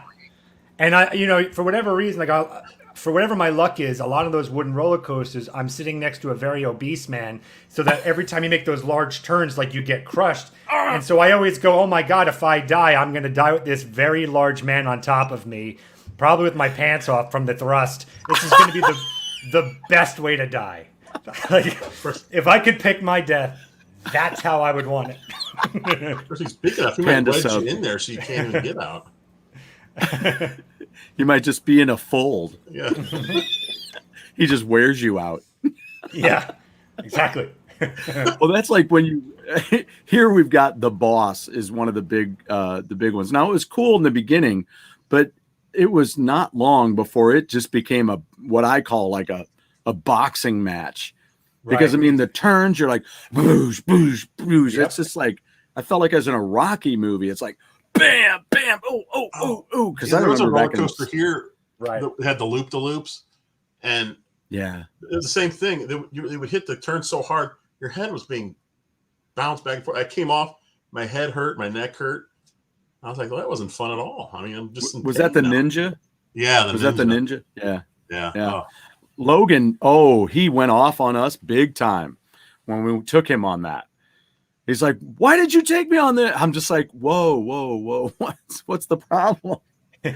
Now he likes those kind of roller coasters, but back then he was not digging. But my daughter, she's the thrill seeker. She's the one that as soon as she could ride something cool and big like a roller coaster, she was tall enough. We went on the Kraken down in SeaWorld. Okay. 3 times. That's great. She was tall That's enough to great. go on it, and she's like, "I want to go again. I want to go again." I'm like, "Okay." Well, I mentioned this I'm before, in. but we were at Disney World. We went on the Space Mountain or whatever it was called, and we took my son, who was 4 or 5, thinking we would put him between us. But after waiting in line forever, we get up there, and they're single seaters, and I'm like, "Oh my god!" I'm like, "What do we do?" I went and won. Then he went behind me, and my wife was behind him. And she said she spent the whole time just like holding his shoulders because I think he was scared to death. Right. Yeah. It was so low. I mean, he just barely fit the height requirement. And that's at Disney World. And Right. I'm surprised they didn't have more restrictions on that kind of stuff. I would think they'd be like terrified of any problems, where they'd almost say like you have to be 10 feet tall to ride this ride. Yeah. I would just think they're terrified of that stuff. this was like 10 years ago. Anything went back then. Yeah, it was a little bit looser back then. Times were wild, man. It was a wacky time. Balls out on the Space Mountain. That's the only way to do it. That's the only balls out. we took Logan. I think he was 6, so that's when we took him on that ride, and I remember it was the year that they opened up the Aerosmith roller coaster there too. Okay. And so they were playing rock and roll music on every ride, and I remember they played Red Hot Chili Peppers' "Higher Ground," their cover of "Higher Ground" when we were on the Space Mountain. Cool. So that was pretty cool. Great bass. Yeah, that was a good ride. I think I've been on that. I believe. Yeah. I'm pretty sure that was a pretty good ride. Yeah. And I think it even is there even a part where it goes in the dark? Is that at all? It is. Okay. Yep. Okay. Yeah, that's pretty cool. I love that one. Space Mountain. What is this? You mean 60 miles an hour in a closet? Yes, exactly. That's basically me every night on peyote. That's just sit in a closet, do a little peyote. Whatever it takes. Hey, I'm on Space Mother Effing Mountain. Again? Yep. Yep. I got a mailbox there. Oh, you said again. You sounded like Rocky from Rocky and Bullwinkle. That's what I was going for. Again. That's like I was listening to one of my favorite new bands. Panda is Wayward Sons out of the UK. I talk about them a lot on my show. Toby's been on the show. Please check them out. I would love to know what you think. Yeah, and they got a brand new album that just came out. Even the Score is the new album. And at the end of one of the songs, I messaged Toby recently when I heard it over the weekend, and I said, the la-las at the end of that song sound just like it reminds me so much of the Banana Splits. Okay. And he simply wrote me back, exactly. Exactly, right. That was exactly it. That's awesome. Exactly. I just heard the Banana Splits theme song today. I was driving around, by that's it. I forgot who it was by. May have been the Dickies. Is that I don't know. Okay. From like the 70s. Anyway, the very beginning of that song, when it first came on, I thought it was Devil Went Down to Georgia. The very first part is like, and then the Charlie Daniels hits the fiddle. The violin. I really hope that was the inspiration for the Banana Split song. Fingers crossed. Boy, Banana Splits came first. At least for the remake, because it's the biggest copyright strike in history. Charlie Daniels is sitting around with his kids watching Banana Splits. Those sons of bitches. I could go. Yeah. The song's been missing the whole time. I'm gonna look this up. It's a one-word song. I'm trying to remember what the song is, but it's on the new album. You guys got to hear it. So definitely check it out, because if you know that song, you're gonna know. But it's right at the end. It wasn't on. I've got Banana Splits by the Dickies on my phone. Who doesn't? Who does? It's my ringtone. Welcome to You're Not Alone. Let's see. What do they got here? Let's see. Music. All right. Let's see what happens here. Even up the score. Okay, let's see what they've got the track listing. It's just one word. I don't know why I can't think of it. What band? Wayward Sons. Oh, I want to be able to tell you which song has the. Yeah, I'll write it down. the Banana Splits La La La. Yeah, but he's like, exactly. I'm like, oh, cool. I love it when I hit it on the head. I don't know. It's not showing the track listing on Amazon. Well, you have my information. You just send it to me. When you. I will do that. I will do that. Yeah. Wayward Sons. Okay. Papa Pete, you should pick up some Banana Splits Funko Pops. Yeah. Speaking of Funko Pops, I pre-ordered these Funko Pops months ago. And I'm still missing one. They're like just trickling in one every month or so. Joe the Condor. Yeah, Gatchaman or G-Force. The G-Force. Battle of the Planets. There's Battle of the Planets, right? For some reason. And then here's the woman that was in there. Oh yeah. They're actually really cool again. Yeah, they are really cool. But I don't know what they are. I don't know what that's referencing, but I like the art design. It's a classic. It's like early anime cartoon series. Yeah, it was called Gatchaman in Japan. Okay. Mm-hmm. And when I grew up, it was G-Force, but then it's more widely known, I think, as Battle of the Planets. Battle of the Planets is that's what I would think of. And that's great that they're making stuff for older stuff like that. They're really hitting like every market, I guess, huh? That's great. Yeah. Oh my God. They have. Yeah. I'm not a big Funko Pop collector. I only have a few, but man, they have. We've spent many times in the show looking at Funko Pop. It's incredible what they have. It's almost like they name anything, and whoop, they got a Funko of it. It's amazing how much nerd culture won one day, right? Like, yeah, it just one day it just came in with such thunderous force and took over everything. Where now to be a jock, you're like the dork. There's nothing that caters to you anymore. More people have those Funko Pops and they do a jersey on their. And I get to walk around with a Thor t-shirt. Exactly. Yeah, and you're the cool guy. Yeah. What crazy world did this? This is amazing. I know. Fortunately, fortunately, I've got a wife that doesn't mind that I have an Avengers comforter.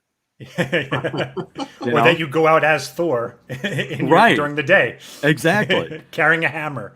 Thank you. I do that now and again. I do have a hammer. It's in my pants. I mean, it's back there. So there it is. No, I want it to be just a standard hammer, so you look really nuts. I really want one of those. I almost had one, and somebody was telling me about a friend of theirs that made them for they would make them for $500. It's it weighs a good amount. It's not impossible to hold, but it's made of metal and it was beautiful. Wow. Yeah. That's awesome. Yeah. I almost had it. Fake is the name of the song, by the way, by Wayward Sons. Fake. Okay. I'll write that down. Yeah. It's like the 5th or 6th song on the new album. Freeze? Even the score. Oh, Swords gone. Panda's gone. Oh, they're back. Wow, that's weird. That's happening. You're both frozen. That happened with you guys. Did I freeze? But we didn't. For Panda to be frozen. Yeah, we did. I was good. Yeah, I'm good. I'm all set. Yeah, you're good. I mean, nothing changed for me. That's what's weird. Me either. Hello. Hi. Can you hear us? Hi. Maybe he's breaking up. Maybe he is. I don't know. Yeah. Yeah, he's starting to chop up. We're not. He sure is. Maybe let's see if he stays or drops out. It's kind of a game now. You poor bastard, you're on your way out. Bye. Yeah, we're here. We can hear you. And there he goes. See, there he goes. Now we're going to get bigger. Yeah. Yep. Maybe. Until he pops back in.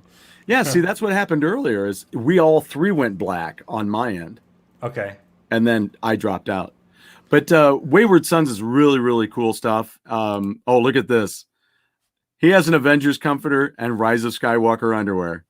Yeah, because that's where the shit goes. Yeah. Yeah. So you should pick up some Banana Splits Funko Pops. Yeah, that's what you should do. Yeah, oh, wow. That's great. I'd love to have a conversation with Papa Pete one day, especially on Star Wars, especially if he loves the well, let's do that stuff. Yeah. Do you want to come back and Sure, we'll do yeah. a Star Wars thing? Yeah, and I'm fair. I'm a fair guy, you know. I'm not. I know. Yeah. Yeah. Right. And so am I. It's just I told well, maybe I shouldn't say this until we do it. But I did tell Pete, I said, you know, here's the thing. I don't, if you love whatever you love, that's great. Yeah. I bought an album by a band called Yipes. Sure. So, I mean, it's just whatever appeals to you. And I get that. Yeah. I still watch Trilogy of Terror with Karen Black. Sure. You know, but I said, you know what, you have to, I just need you to admit that, and you can like it still, but you got to admit Rise of Skywalker and The Last Jedi are shit. Yeah, but like provable shit. Right. Just real fast. Like there's something in so for me the bigger problem is what was the set? Rise of Skywalker, was that? Rise of Skywalker is the last one. Yeah. No, it was the second one in the new trilogy. Last Jedi. Last Jedi. I'm sorry. Yes. Last Force Jedi. Awakens. That's the one. Last Jedi. Last Jedi is the one I have the biggest problem with. Again, it's provable just from story theory. So if you love the movie, that's awesome. Just know that you're wrong. Because here's why. Just basic story principle. Okay. Just take Star Wars. Imagine it's a 9-chapter book. Okay. It was originally 6, and then they added some extra stuff to it. Fine. In what penultimate chapter? We're now talking about the one right before the end. Do we talk about a pilot learning his place about not being hot-headed? Like, it was, why are we spending time on Poe learning that he can't be hot-headed? Like, when would that ever be the chapter before the end? Right. It was, so my problem with The Last Jedi was it was clearly trying to just say, oh, this is what you were expecting. Well, I'm going to do it with this. And that's not the way you tell a story. You tell a story that has a purpose. There's a reason for it, not just like me, just be a rebel and like you, where you're just going to screw the ghost over. You've got to be a purpose. Yes. So Papa Pete would have to tell me, how does Poe learning not to be hot-headed help me with the story? Help me with that trilogy. Because it does. There's nothing that has to do with anything. It's not an arc that makes sense. It's not a metaphor for anything. So that's why those are my problems with that particular trilogy. And that goes to show that that's where we are. That's where I strive to be fair about it all. Where I'm like, look, you and I understand this about myself. Maybe I don't want to say I've labeled it easier recently, but I've learned how to compartmentalize that with when people ask me. They're like, you don't like anything. I'm like, whoa. I like a lot of things. It's just when it comes to this movie, you asked me what I thought, and I told you what I thought. If you don't want to know what I think, don't ask. Right. Because I will tell you that Frozen is a piece of crap. I will tell you that I won't watch Rise of Skywalker. I'll tell you that The Last Jedi was a piece of shit. Yeah. Because for many, many, many reasons, in my world, it's a piece of shit.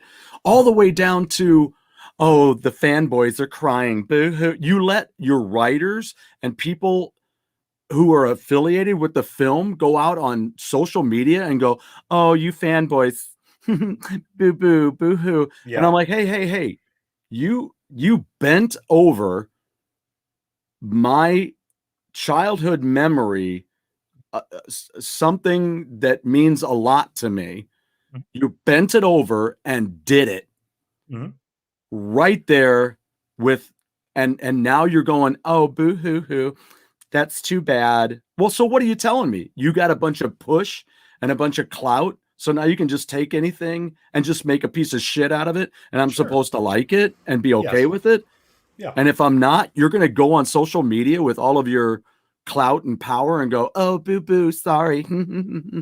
But the boo-hoo to me is ridiculous. Again, I'm coming from a story theory perspective. Yeah, what did we like about Rocky? Let's rewrite Rocky in the modern age, right? So in this idea, Rocky, typically you're finding this with in my opinion, very poorly written female characters where they just win at everything. And I'm going to show you that that's not misogyny. It's bad writing. I'll show you why.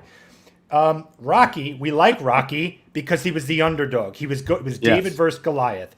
If he just won, if he went in there and he just punched Apollo and won, that movie blows. In the same way, who the hell likes the rich kid that just gets everything he wants because he's rich, and then at the end he also dies with a mansion?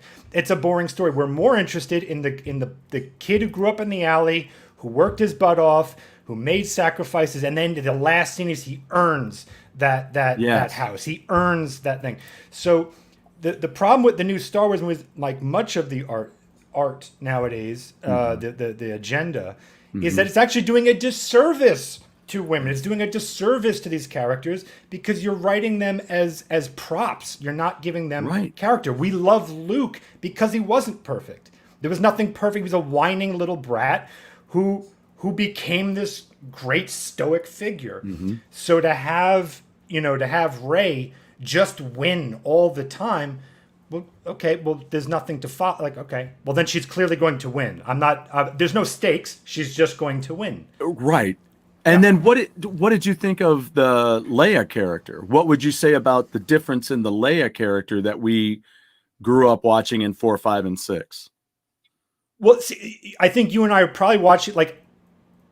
I didn't think, to me, none of these were the characters. This is just like someone bought the rights to something, literally did, and just said, I'm going to make fan fiction. So I thought all the characters were not like themselves. So Leia didn't feel like Leia to me. Right. None of them felt like them. Well, right. I mean, when we were talking about, there he is. Howdy. Oh, and we switched up orders. So I think that the thing that we liked about, and God knows, I've said it a million times, how are people okay with the character that they wrote for Laura Dern? That's my big thing. How, with all the empowerment and all this women, the way that they're thinking of it, how do you even live with a character like that? Because it's shit. That character was horrible. Of course. Look at when it's done right. Like one of the best, I won't even say female, male, doesn't matter. One of the best characters in science fiction is Ripley from Aliens, right? Yes. She had flaws. She had fear. She overcomes them. You could quote unquote say she's a strong female, if that's what you want to say. But she's a strong character because she was a strong character, male or female, like you said. It's strong character. You're not strong if you just start strong and can win anything. Then that's just a cheat code. So your victory in video games is much sweeter when you don't use the cheat code, right? You earned it. Yep. And Ripley had motherly instincts. She was written as a woman with female thoughts in an environment that was against everything she knew. She overcame them and became a stronger character. We all love that. And no one, no, it wasn't, I guarantee you there wasn't a guy during that time saying, how could you put a woman in? No, it was a great character like Linda Hamilton in Terminator. Great characters. Great characters. Everything now just seems like take old 80s action movies and just make the name from Rambo to Sheila, and then there's your script. It's just flat character, just boring. So for me, it's funny when they say misogyny. I go, they're actually doing you more a disservice. Yes. It's just a male character with a female name from the 80s. That's every character knows. So they're dull. I just find them to be dull. Yeah. So let's Jeff, we were just talking about having Panda back on because he was saying he would love to talk to Pete about Star Wars. Why don't we just have a big, at the end of this month, at the last week of every month, we do movie night. So if you want, I mean, we could have a Star Wars. I'm always game. I have to check I might have a if it's the 27th, I might have a podcast that day. But we'll talk. Yeah. We'll figure something out. Yeah. Yeah, if that doesn't work, we can always just do the next month. Yeah. Yeah, we could do it then. Yeah, we And could he do it may in be November. jealous because I've actually been to Skywalker Ranch. So, Oh, really? yeah, I was invited. So Wow. I can put some jealousy on him, and hopefully that way I'll beat him by just dizzying him up with jealousy. Confuse him with jealousy. Yeah, but then he'll say he has a wife and a house and a life, and then he beats me. So And you're like, So what was that experience like, Panda? Being at Skywalker? oh, Ranch? for me, well, I can, again, how Dr. Phil do you want to go? Because I can give you kind of a lame story, but yeah, you know what? I'll just embarrass myself, but it'll tell you how much that meant to me. When I was a kid, George Lucas has always been my hero. He was especially most people don't know his early films were very experimental, and I loved his early stuff. If anyone's a fan of science fiction, and you know, Person Against the Machine, he made a lot of those great films. So anyway, he was always my my hero, my artistic hero. And when I was a kid, I said, one day he's going to invite me to his place. Like, that was a goal of mine. And so one day I went to his house, you know, that's outside of the property. And through the fence, I took a rock and I said, I'm going to return this one day when I'm invited, and I'm going to put it back. And I'm like, I guarantee this is going to happen. I was like 15 or so. And yeah, and I got invited when I was 25, right at the premiere of episode 3. And so I put my little rock back, and I picked up another one and said, okay, the next one, you know, will be with this. That never came true, though. He sold the company. But but I have that rock. You got the rock. Forever. Yeah. So that's how much it meant to me. Enough to have a very stupid, lame, you know, meaningful exchange with a rock. That's how much it meant to me. oh man, that is great. Yeah. That's great. I love that. Because I mean, I don't know if I would have thought to do that, but when you're a lame artist like me, you're just an emotional sap. You trust me, you'll come up with dumb stuff. Well, I'm that way. I mean, I'm a romantic. I mean, you know, I'm the guy that, you know, it's one of my favorite tracks from Braveheart is not one of the thunderous things. It's For the Love of a Princess. I mean, great song.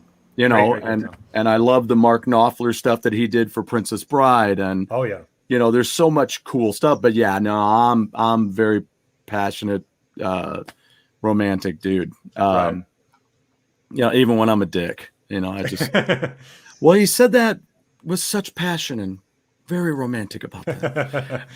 But what a dick. So, but no, I mean, it's that's what I like about it. You know, I like the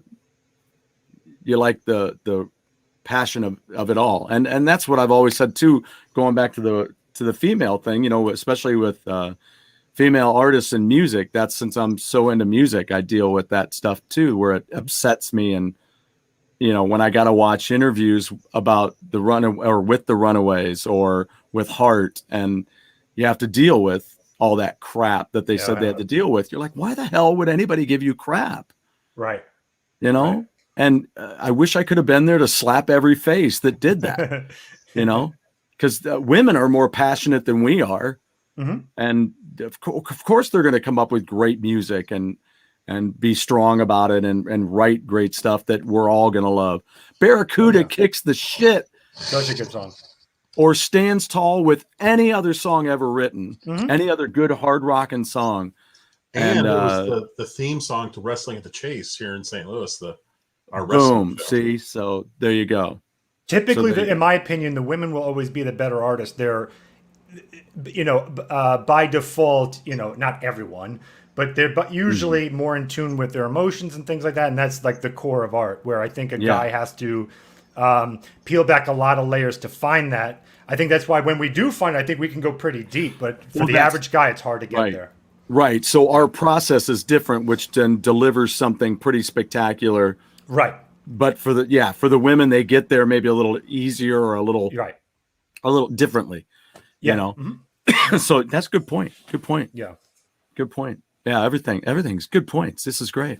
I'm a big art nerd. That's my everything. So Yeah. you ever want to talk that, I'm here.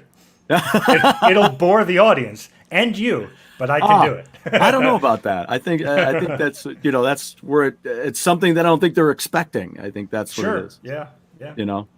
So, Panda, but Jeff, do you have I'm sorry. Do you like classical art, like? Yeah. I mean, it's hard.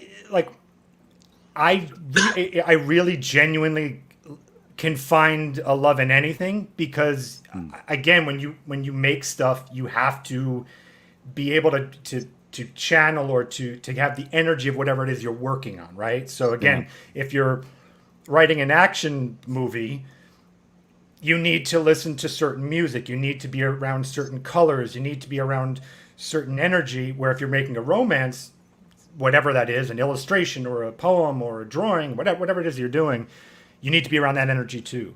So I couldn't tell you Monet is the one. But I kind of just gravitate towards anything, whatever the mood needs to be, Interesting. Yeah. My wife and I both were art majors. And so we went through art history, and it was really cool to go over to Europe. And where have you traveled otherwise? Have you? Yeah, I've been to, let's see, Paris, Italy, a lot of the big ones, the UK, Ireland. The standards, standards, right? We've been to close to some of those. I've been to the UK, haven't been to Scotland yet, though. Oh, that'd be amazing. Been in England and Ireland, but then went to Belgium. We've been to the Netherlands, and we're looking forward to going to France and Italy. And those are a couple of our other ones that we need to get to. If you go to Italy, real quick, in episode 2, Attack of the Clones, where their little retreat, their little love retreat, that's an actual place. It is the most gorgeous. I will get you the location. You have to go there. Cool. You have never seen anything that beautiful. Like it is stunning. I was just going to say, you must stunning. go there. Yeah, you have to go there. That's great. Wow. Yeah. So we're looking forward to that, and I just love, I love it. I love, I drove in England. Christine had to sit in the back seat. She's like that. Our friend was like, Christine, don't you want to sit up front? She's from the Netherlands. And she used to sit up front. And I said, no.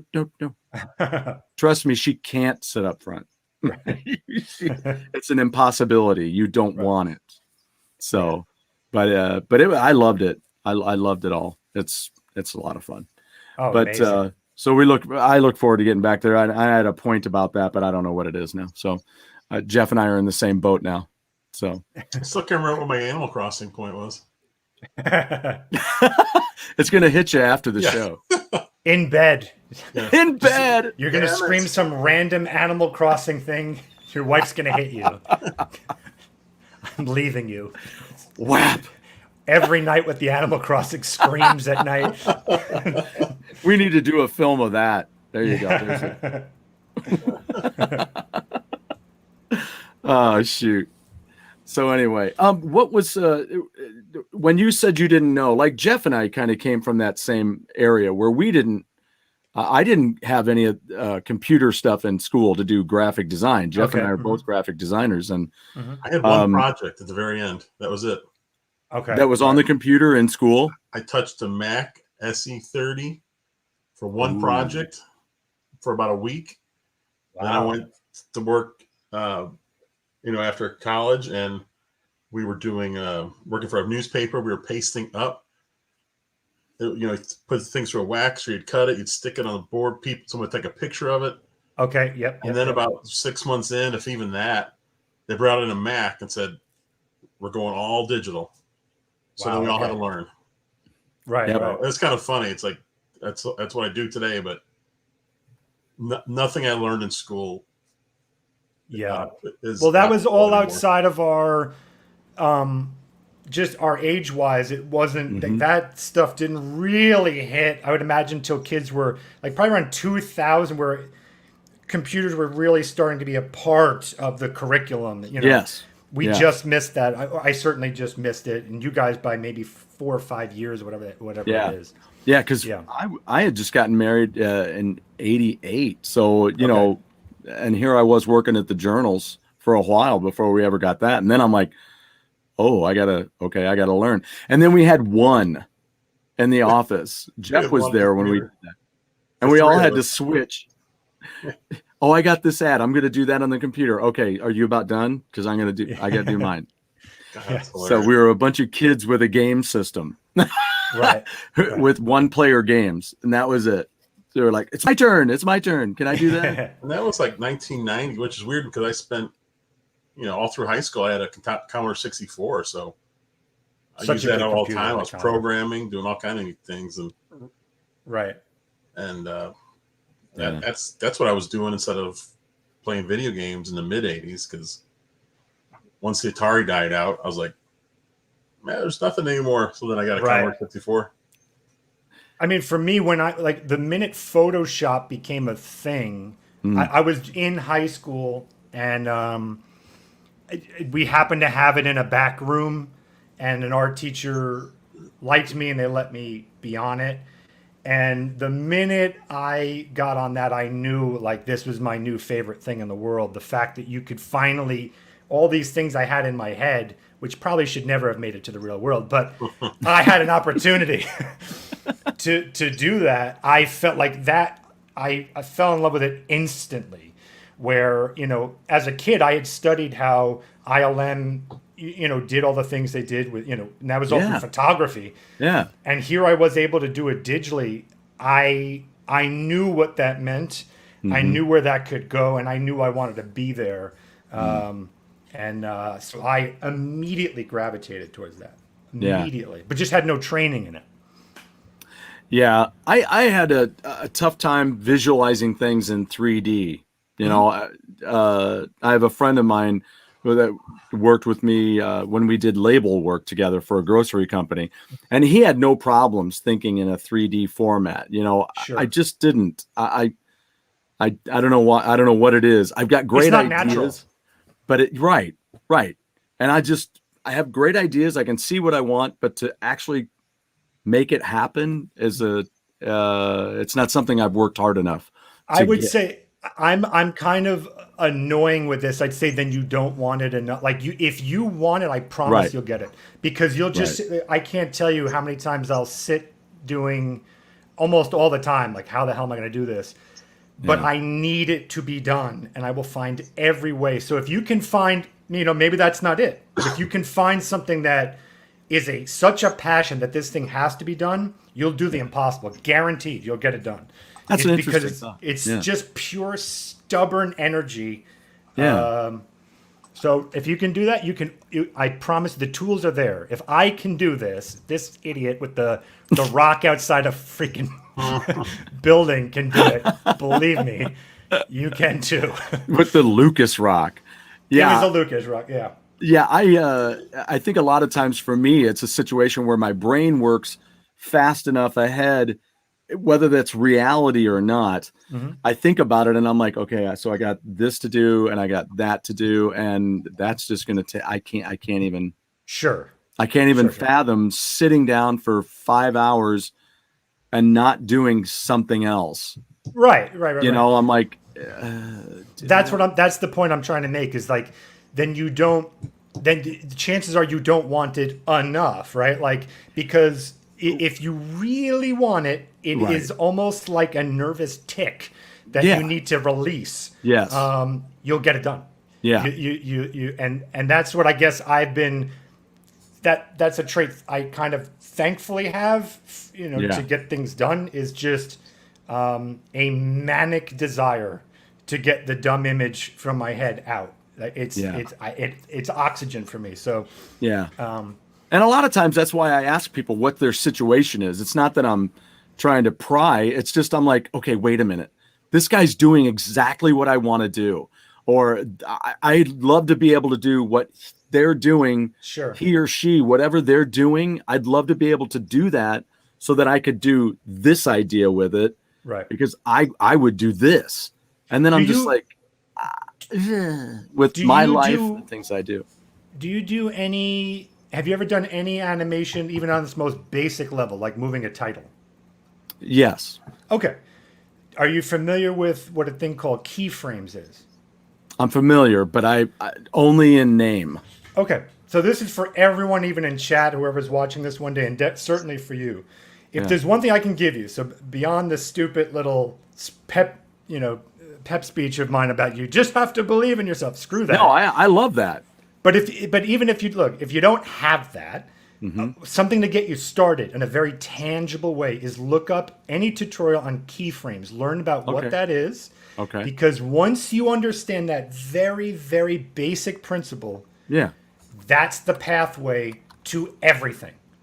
It's keyframes. It's just the idea of, in its most basic idea is, if I want to move a ball from the left part of the screen to the right, how do you do that? And it's with keyframes. And that basic principle goes into making dinosaurs in Jurassic Park to spaceships in Star Wars. It's all the same idea.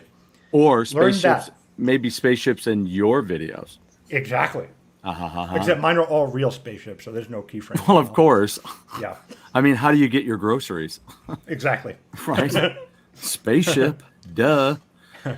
I'm looking it up right now. So I've got it on my screen. So I'll read through it and start, because Jeff gets into some things. He's doing it. Yeah, I use Premiere. I mean, it's real simple stuff for the show. I'm sure you use honestly a keyframe for, even if you're not familiar with the term. If you've ever just lowered volume in any program where you start at 100 or whatever and then go to 0, those are keyframes. It's just saying I start at this point at this marker in time, and then at this time this happens, and then the computer interpolates the in-betweens. Yeah, that's keyframing. Right. The minute you understand that basic principle, you're actually on your way to doing big things. You just get that thing, just understand that well. That's how you start. Yeah. Even as a side hobby, that's how you can start. Because part of my big deal was when they started changing iMovie. Because I'm like, I loved iMovie when I first started working with it because it's simple. Here's a screen, stick things in it. Yep. Here's a little timeline down below. And this is what you've got in the timeline. And this is where it shows up on this big screen. Yep. Well, then they changed the operating system, and now you've got a window here. You got a whole big working area with a window up here, a window over here. There's one down here, and there's one here. And I'm like, what in the hell's going on? Right, right. I used to just have a timeline, and I'd stick what I wanted in there, tell it how long to do that, and then I look at it up above. That was it. Exactly. Yeah, they made it way too complicated. Yeah, and I'm starting to get it. I've been blessed to have friends, and some of these friends are people who graduated with my kids, that are willing to hang with me a little bit and say, "Oh, here's what you do, and you do this." And feel free. You can always get me. Just shoot me an email, whatever. Be happy to point in the right direction or show you something. Wherever I can, I'll be happy to help. That's awesome. Yeah, that's awesome. Because I have a desire to do a lot of those things, and technology, it's like I say, technology can really wear us thin if we let it. Here I am talking to a guy who gets 2 hours of sleep. Could I do that? I can't do that. Yeah, but you shouldn't do that though. I would be FUCKED screwed. I couldn't. Sleep. I never, as a kid, I never liked it. As a babe, my parents always told me they hated me because my head was always going, and I was always just yanking on them, like saying, "Entertain me," So I always hated sleep. How were you in school?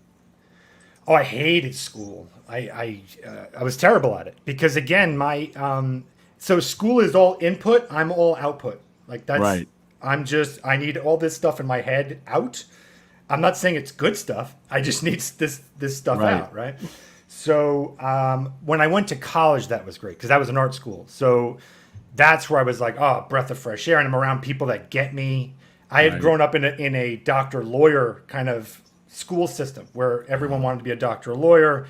Everyone was materialistic. I could care less about any of that stuff. I don't care about your car or your watch.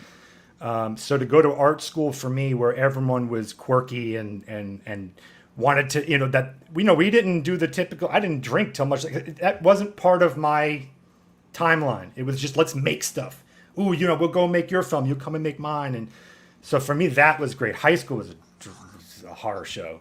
Did you do any film things or writing when you were in high school though? Like you get out of school and then your friends or you get somebody together and make a little film to write we stuff? were making films all the time, constantly doing film. Yeah. So did you like the show? Why can't I say it? The Gold. What's the sitcom? I watched it. No. Yes. it's the Goldsteins. Is that what it is? No, I haven't seen the Goldberg. Goldbergs. Yeah, Goldbergs. Is there like a kid that films or something in there? Yeah, the kid makes film. It's based on his real life. Perfect. Because he would make little films. So right. I can't believe you haven't seen it, dude. You'd be I'm gonna have to. to. I'm gonna have to. You'd be loving that. Yeah, I watched it. It's a neat show. The first bunch of seasons. Yeah, I watched those, but I haven't. Is it a dramedy or is it a straight comedy? Oh, it's a sitcom. It's a sitcom. Okay. Yeah. Okay. It's a sitcom like Malcolm in the Middle. Okay. It's like that kind of. It's not like in a studio. It's. It all takes place in the filming. 80s. Everything's 80s based, but they really take some liberties with timelines because there might be something happen in like 87 and maybe they're more like 84. Okay. They never tell you exactly what year they're in. Right. Just like 80 something, but it flips all over the place. So, yeah. Okay. Which makes more sense, but it's for a sitcom. And then at the end of every show, they show photos that represent what happened in the show from his real life. Yeah. Or sometimes they'll show a video of something that they did in the show, or they'll have friends or like their parents' friends that'll actually show up at the very end. So, because they were represented in the actual episode. Then you actually get to see the real people. So that's really you've sold me. I like that. That's a cool concept. Yeah. Let's keep very tight. Let's stay in touch. And because I would love, there's a million other things that we can talk about, but that I would love to know immediately what you think about that. Cool. Sounds good to me. Because that's, that show is freaking brilliant. You know, is it still on, sir? I lost track of it after like 2 or 3 years for some reason. I don't know why, but I liked it. Yeah, because I think I watched at least the first 3, maybe 4 seasons, but then I lost track of it just because, you know, the network and television changes, and now you've got streaming services, and if you don't have cable, you're not getting the regular stations, so you have to go to like Hulu to watch it, and it's not always on there, right? You know, blah blah blah. Oh, that's what it was. I went to all streaming. That's why I lost track of it. Correct. That's what happened with us. We got rid of cable, and then I lost everything. Right. So Panda, I kind of like it because now you can binge. What's your next video you have coming up? Is that the one you've been working on for 20 years? Yeah. So the next big one is I put a trailer out for it. That's been. Yeah, how do I explain this? That's not totally boring. So yeah, I've had to work on this show since 2018, right? Wow. So to put in perspective, like how long I've had to work on this, the whole thing that happened in 2020, I know that you can't say that for the YouTube algorithm. That event that took place, that was a medical event. I had really, outside of just hearing about it, didn't know about it because I just was working on this. I was either doing client work or this. So I've been making shows and movies in the background for all these years.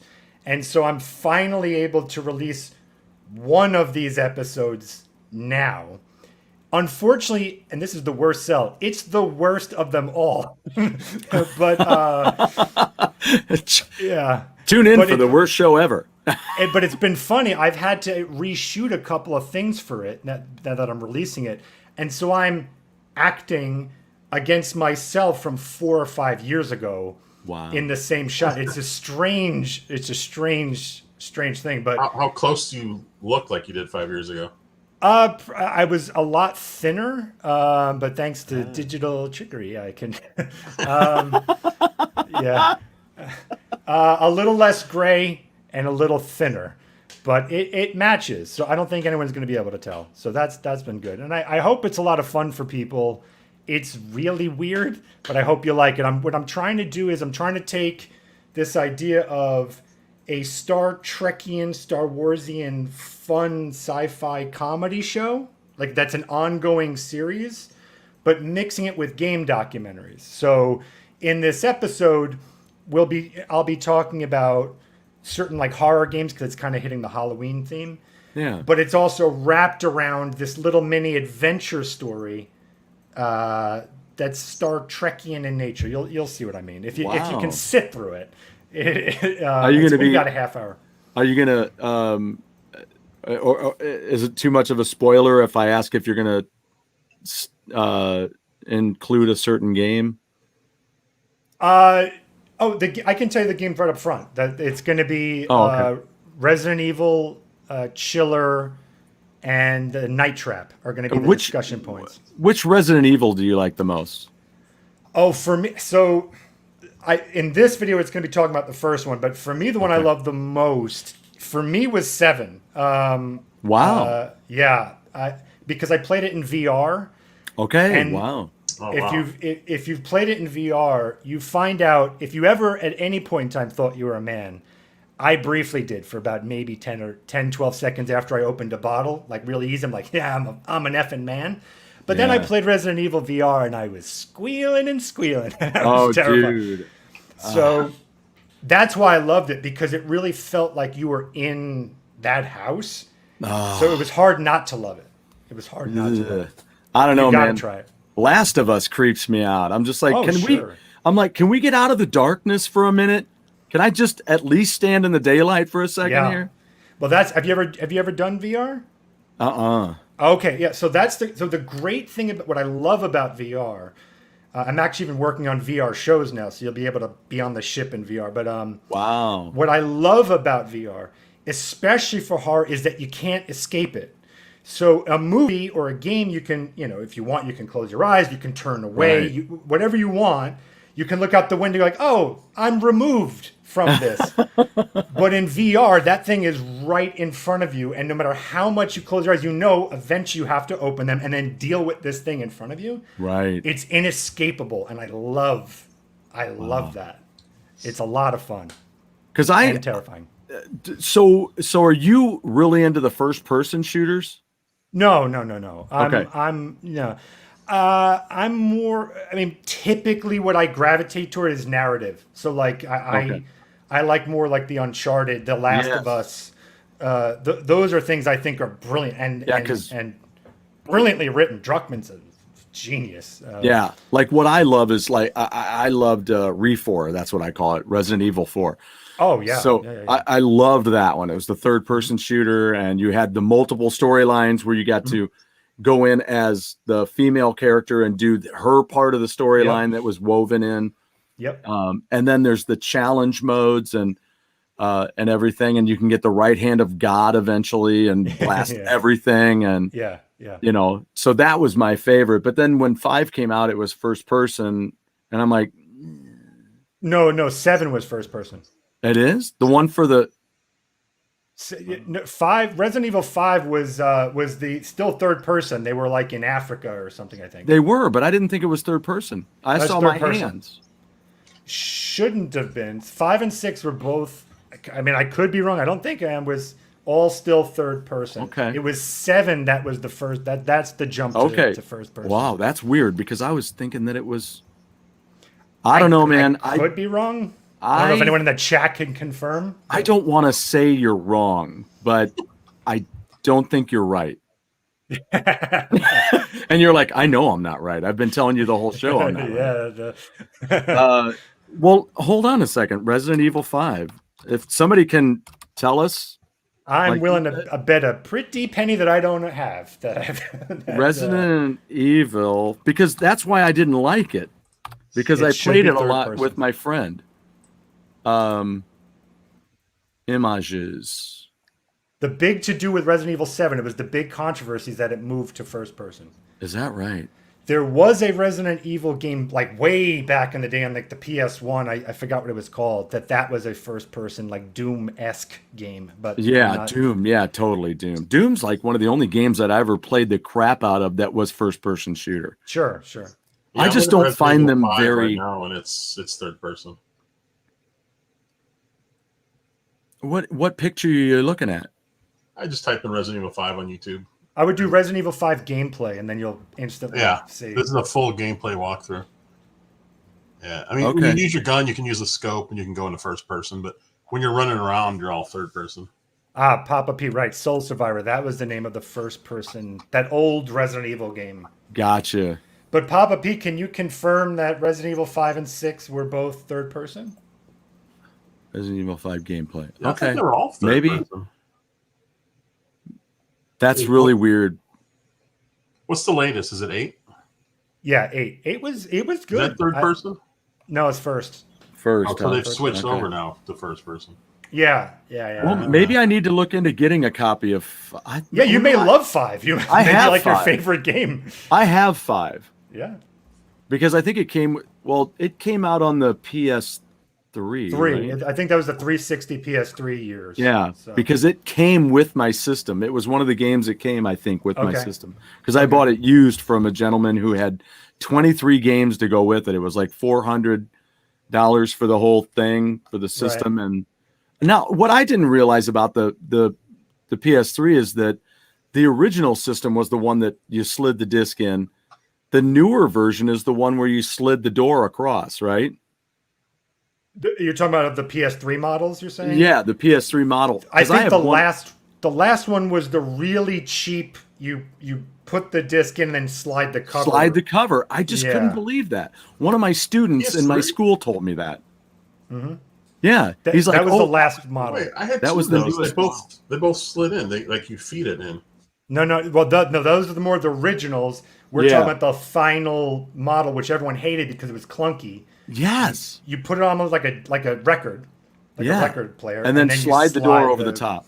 Yeah, it was trippy? Was that a third version of it? Because I thought I had the first 2. Well, the first 2 would be the one you're talking about. Right. So it's probably the third or fourth. I didn't know there was a third one.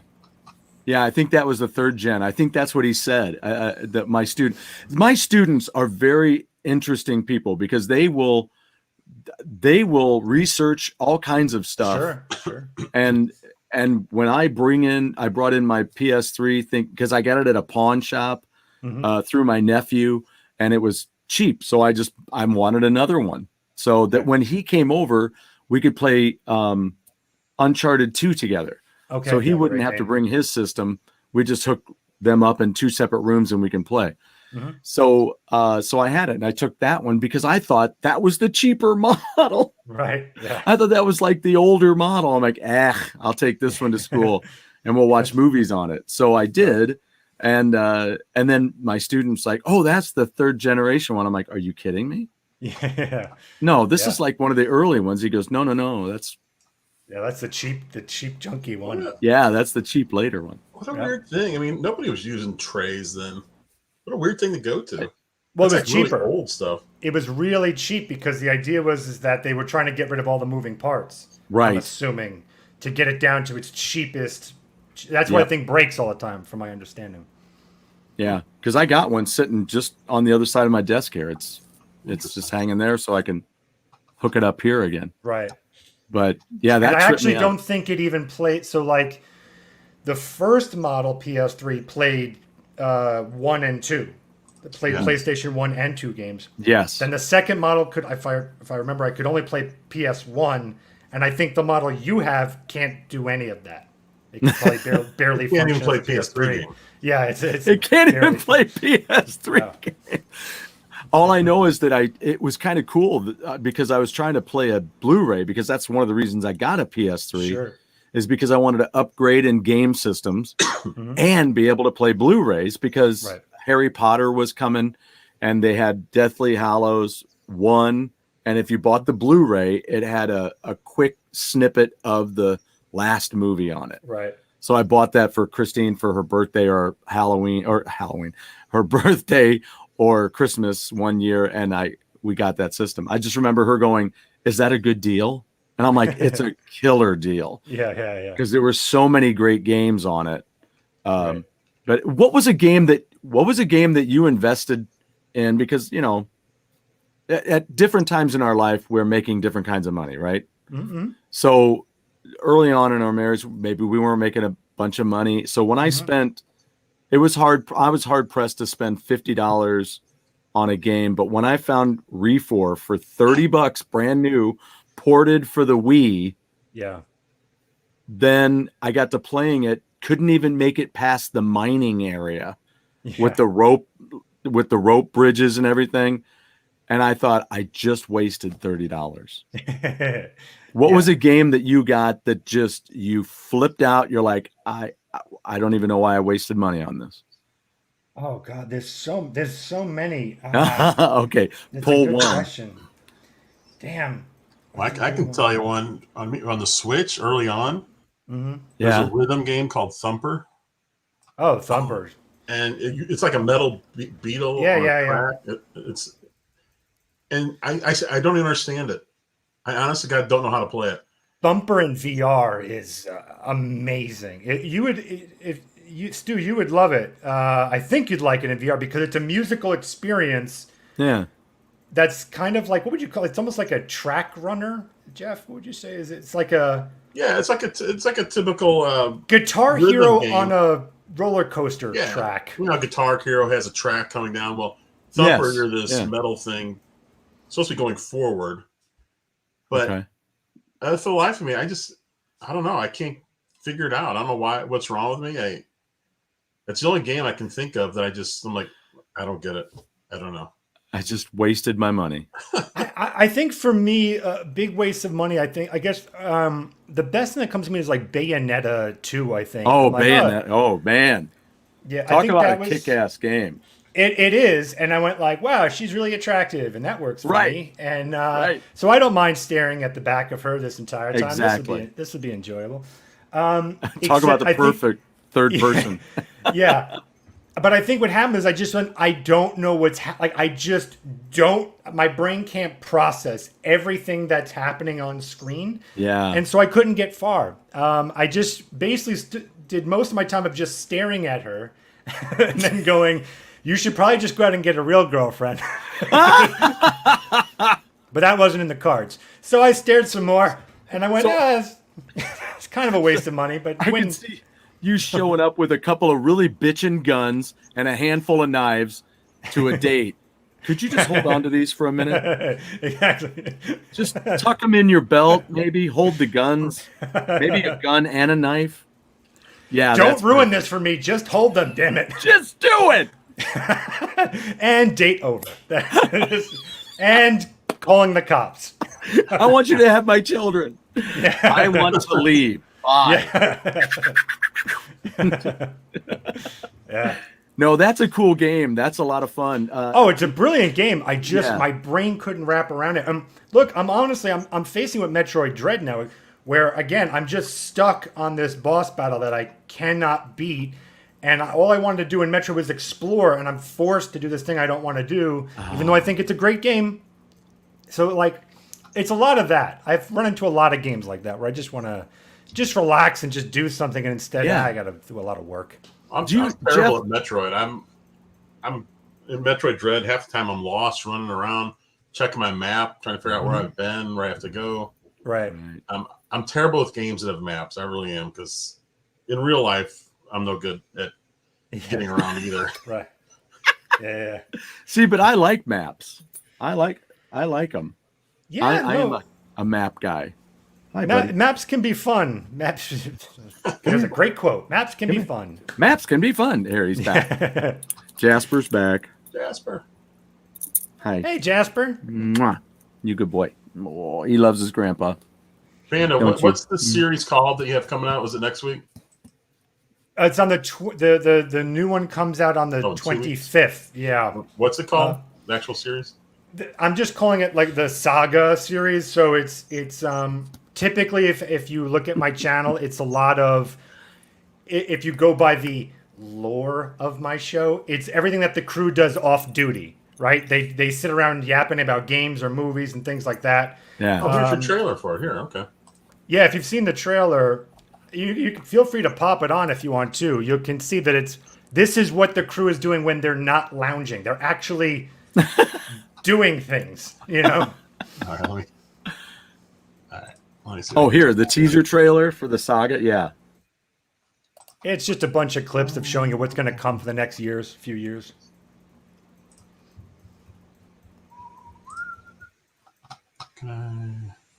Nope, can't do that. All right, let me see if I can share the screen.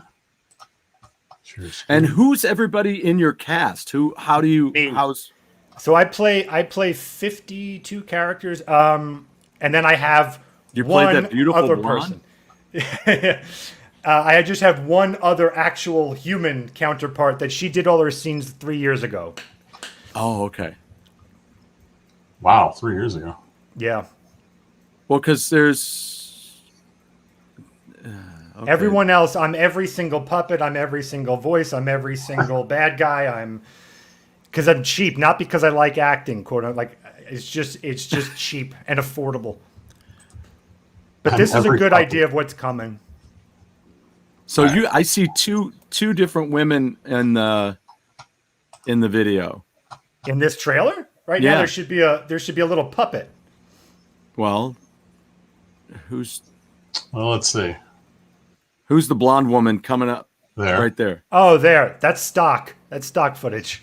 Okay. Gotcha. Okay. And then there's the Asian woman, right? Yeah, so that's the only other real person. That's a good friend of mine. Gotcha. And she did all of her scenes like 3 years ago. And we filmed like 10 episodes. So that's like enough for the next 5 years. And do you do all your own stunts? Of course I do. Wow, look at that. But it So kind now- of gives you a big range of like how big I'm going. Yeah. Oh, here's one of the other fuzzy boys in my house. Punky. Ah, Punky. You like to show up, don't you? Yeah. His name's Mal, but I call him Punky. Hi, Mal. And if you call for the cat, the dog shows up. Yeah. So thanks, Wow. So Lance, with the stock footage. Yes, occasionally I do have to use stock footage when it involves other people. So occasionally, like for that, it's like a newscaster, I use stock footage. But Yeah. 99% of the time, it's me at 4 a.m. putting on some dumb costume and then doing it and filming it. Well, I'm glad you got her for your stock film. It's Yeah. nothing against it. Just Does your friend keep asking, so then hey, is- when's this video coming out? What'd you say? Does your friend keep asking, hey, when's this video coming out? Oh, yeah. Oh, yes. Yes. And they also tell me, please get out of your house. Leave. Stop making worlds and live one, for God's sake. She's not wrong. Oh man. That is cool. That's cool. I love it. I love that. Now, so like, did you design the armor suit that you wore, all that whatnot? Is that Everything. Wow. Everything. So I do all the art direction, all the model making. Well, let me preface that when I say all. Some stuff, as I said, like the newswoman is like stock footage. You know, there's sometimes. Yeah, remember, I'm just one person, so sometimes it's easier for me to get stock footage of a sky, for instance. Yeah. But overall, everything is made by me, or at least composited by me. The art direction by me. The wardrobes are by me. The puppets are me. Every little thing I kind of make, and so it's fun to.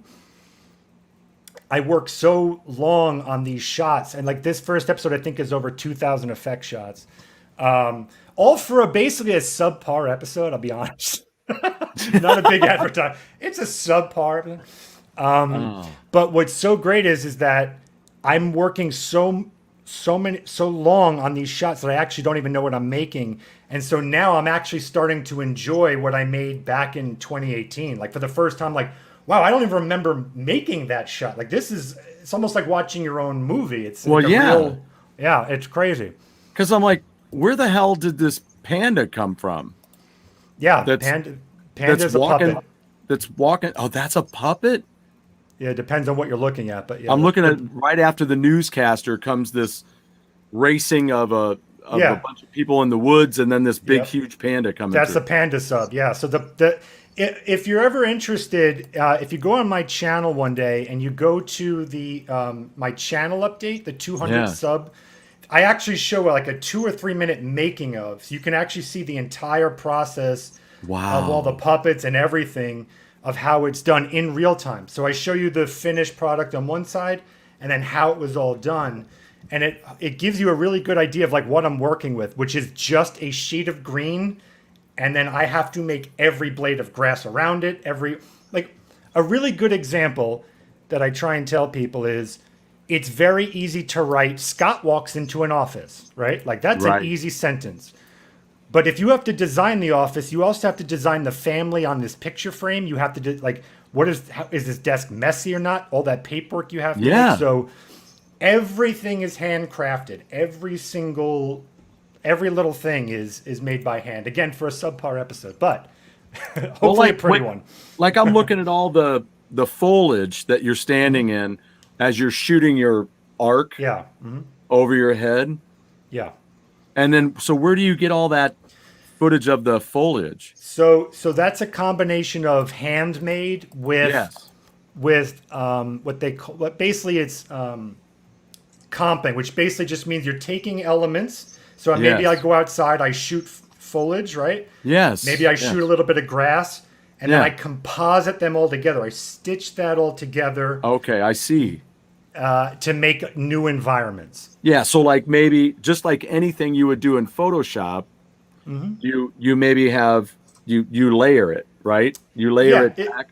So you're familiar with Photoshop, right? Yeah. All right, so I can talk to you on those terms. Just think of essentially Photoshop in motion, right? You get the general idea. Yeah. So you have your layers. My character would be the bottommost layer. Yeah. And then the foliage would be on the top, and then the sky's in the background, yada, yada, yada. Yeah. So, like, it looks like when you said that, I'm like, oh, yeah, I get it. So, because I'm looking at, like, the leaf, and I'm like, well, that thing exists over here, too, right? So, like, you just double it up and maybe flip it, so it goes, this one goes this direction, and this one goes this direction. Sure. And then layer them back from there and make it wide and layered. Yeah, I mean, we're simplifying here, but you get the general idea. It's a little bit more complex than that, but you're on to basically what it is. Yeah, because that's always been my thing. I can look at something and go, oh, I see how you did that. Can I do that? Some days I can, some days I just don't get it, or it's just whatever. But it's only because of my inexperience. Right. And making the time to do that and focusing on it. Right. Like I'm a musician too. I do, so I play music. I keep house. That's what I'm most jealous of. Like, to me, musicians, I eternally admire, because I can't do it at all. And it frustrates me.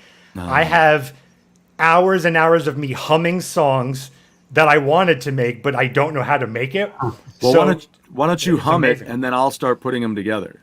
Well, then I'd have to marry you, so that would be awkward for your wife and for you. Well, it's a lose-lose, man. But what a feather in the cap for you. Yeah, absolutely. Feather in the cap. It's horrible for Stu, but I am so blessed to be in this relationship. You don't know what I'm getting out of this. Hey Jeff, if you're the one doing the video, if you go to I think it's a good thing to show right while we're talking about it. If you go to the 200 sub special, so right there, so it's the topmost, fourth from the left.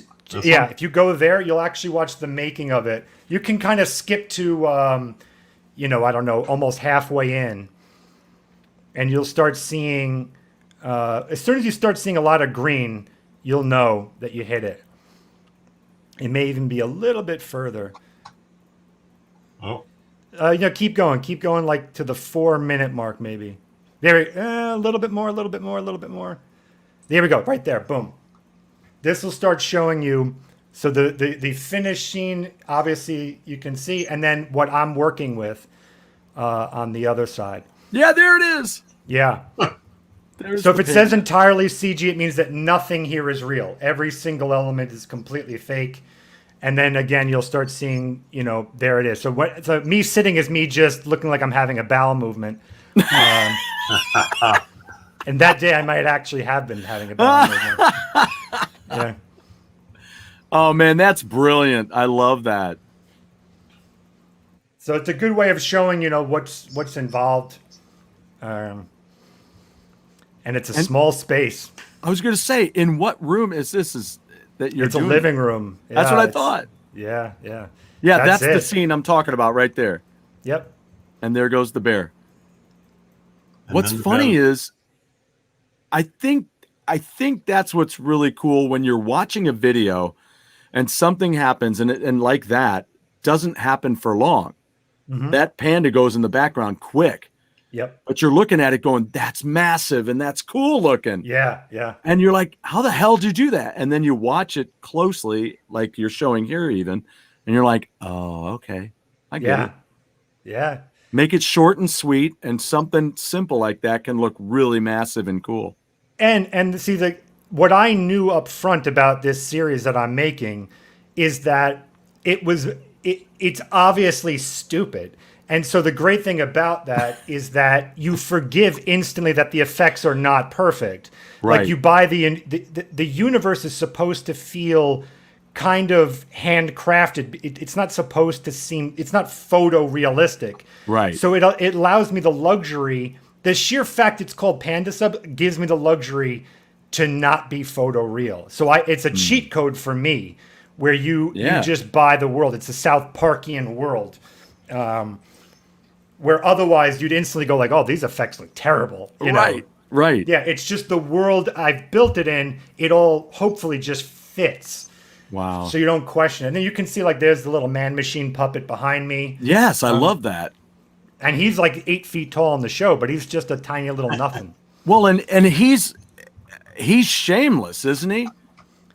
I mean, he's got like duct tape and it's a crappy robot. Yeah, I mean, it's a shameless robot. It's not like he's like, I don't give a shit, I got duct tape. Yeah, that's how I work. No, the joke behind him is that he was at one point a lethal assassin. Like it was a human. He was a human. Okay. And he was the best. I'm kind of giving away a plot line, so I'm sure everyone can't wait to spoiler hear this. Alert! Big spoiler alert for no one who gives a crap. But he was a lethal assassin who the government made a deal with. They told him that we want to merge you with the best state-of-the-art cybernetic technology. He agrees to it. They put him on an operating table, but then there's budgetary cuts and the power goes out. So they have to quickly just put him in a cardboard suit. So now there's this lethal assassin stuck in a cardboard suit and he can't move, but he still has the ego of an assassin. So he's always just saying like, that he can take on the world, but he can't move even 1 inch. So that's Man Machine. So it's kind of like Drax, right? Yeah. There's no question, like deeply influenced by Monty Python and absolutely Space Ghost. Everything about Space Ghost I thought was hilarious. So there's definitely influences from a lot of things. Yeah, I'm a big Space Ghost fan. Such a good show. Yeah. And of course, the Coast to Coast stuff. Do you own the CDs or the music? I just the shows. I don't have the music. Oh, those CDs, man, those are great. I'll have to check those out. Those are great. I'm sure they're out on YouTube. You can probably check them out. And I'm sure of it. Because there was the Brack album, and then there was 2 Space Ghosts. It was Coast to Coast and Barbecue. It was the Barbecue one. Those are fantastic. So good. How to Speak Italian. Those are great. And his mom, I told you never trust a monkey. His voice I love so much. Oh man, that guy is amazing. Driving down Highway 40 in my big old pickup truck. It doesn't get any better. Yeah. Yes, because this was it's funny when you were mentioning about it is what it is, with the space scenes and all that stuff and the effects and things. It reminds me of what's the Evil Dead movie? It's like the third one, Army of Darkness. Army of Darkness, right? And at the end, he's got the army coming, and there's dummies strapped to a horse, and they're just flopping all over the place. Yeah. Yeah. I'm like, is that really happening? That's not serious. Yeah. That's not scary. Yeah. It's just a dummy on a horse flopping around. That was, I mean, to me, that's what I loved about the series I've been making is I just like the idea. Like the goal was, can I make the dumbest thing seem believable enough? Like if you make the visuals pretty enough, like if the art direction is inviting, if the characters are entertaining enough, right. Can people just say the word Panda Sub nonchalantly and not go, that's the dumbest thing I have ever heard in my life? Then mission accomplished. Boom. Like, that was the goal. That was the goal. Done and done. Peanut butter in my chocolate, chocolate in my peanut butter. Exactly. Yeah. Don't get no better. Exactly. And I built, this is gonna, if hopefully I can do the whole series, it's about a 60 episode thing. Wow. Like I explained why there's a Panda Sub, and like the goal was that when you hear it, I wanted people to go like, "Oh, that makes sense. Like that actually makes sense." Right. And that was the goal. Can I take you on a long enough journey by the time you get there that you just go, "Oh yeah, well naturally," instead of going, "What the hell did I just waste 60 episodes of my life on?" Are you serious? This is another Rise of Skywalker? Are you kidding me? Yeah. Yeah. Episode 59 and 60, I realize I'm watching Rise of Skywalker. Son Bingo. of a bitch. Yeah, I'm just playing that movie for you. That's it. I just slapped my name on it. Yep.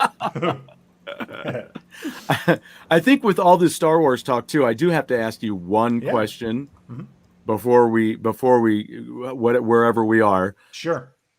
Spaceballs. Oh, I think you hate Spaceballs with a vengeance, right? Yeah. You hate Spaceballs. No, I liked it. But what did you think of? Did you like the Robin Hood one?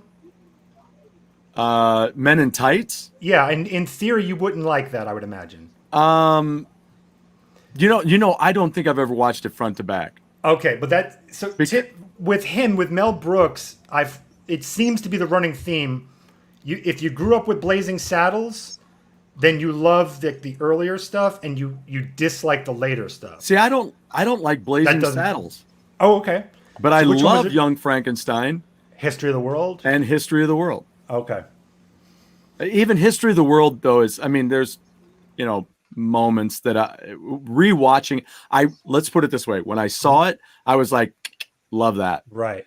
And then Spaceballs came out, and I'm like, I can't even embrace Spaceballs is Spaceballs is very jokey and winky, right? Like it's very. I could see how someone wouldn't like it, especially with like, see, this is a reference to this, and we're calling attention to this joke.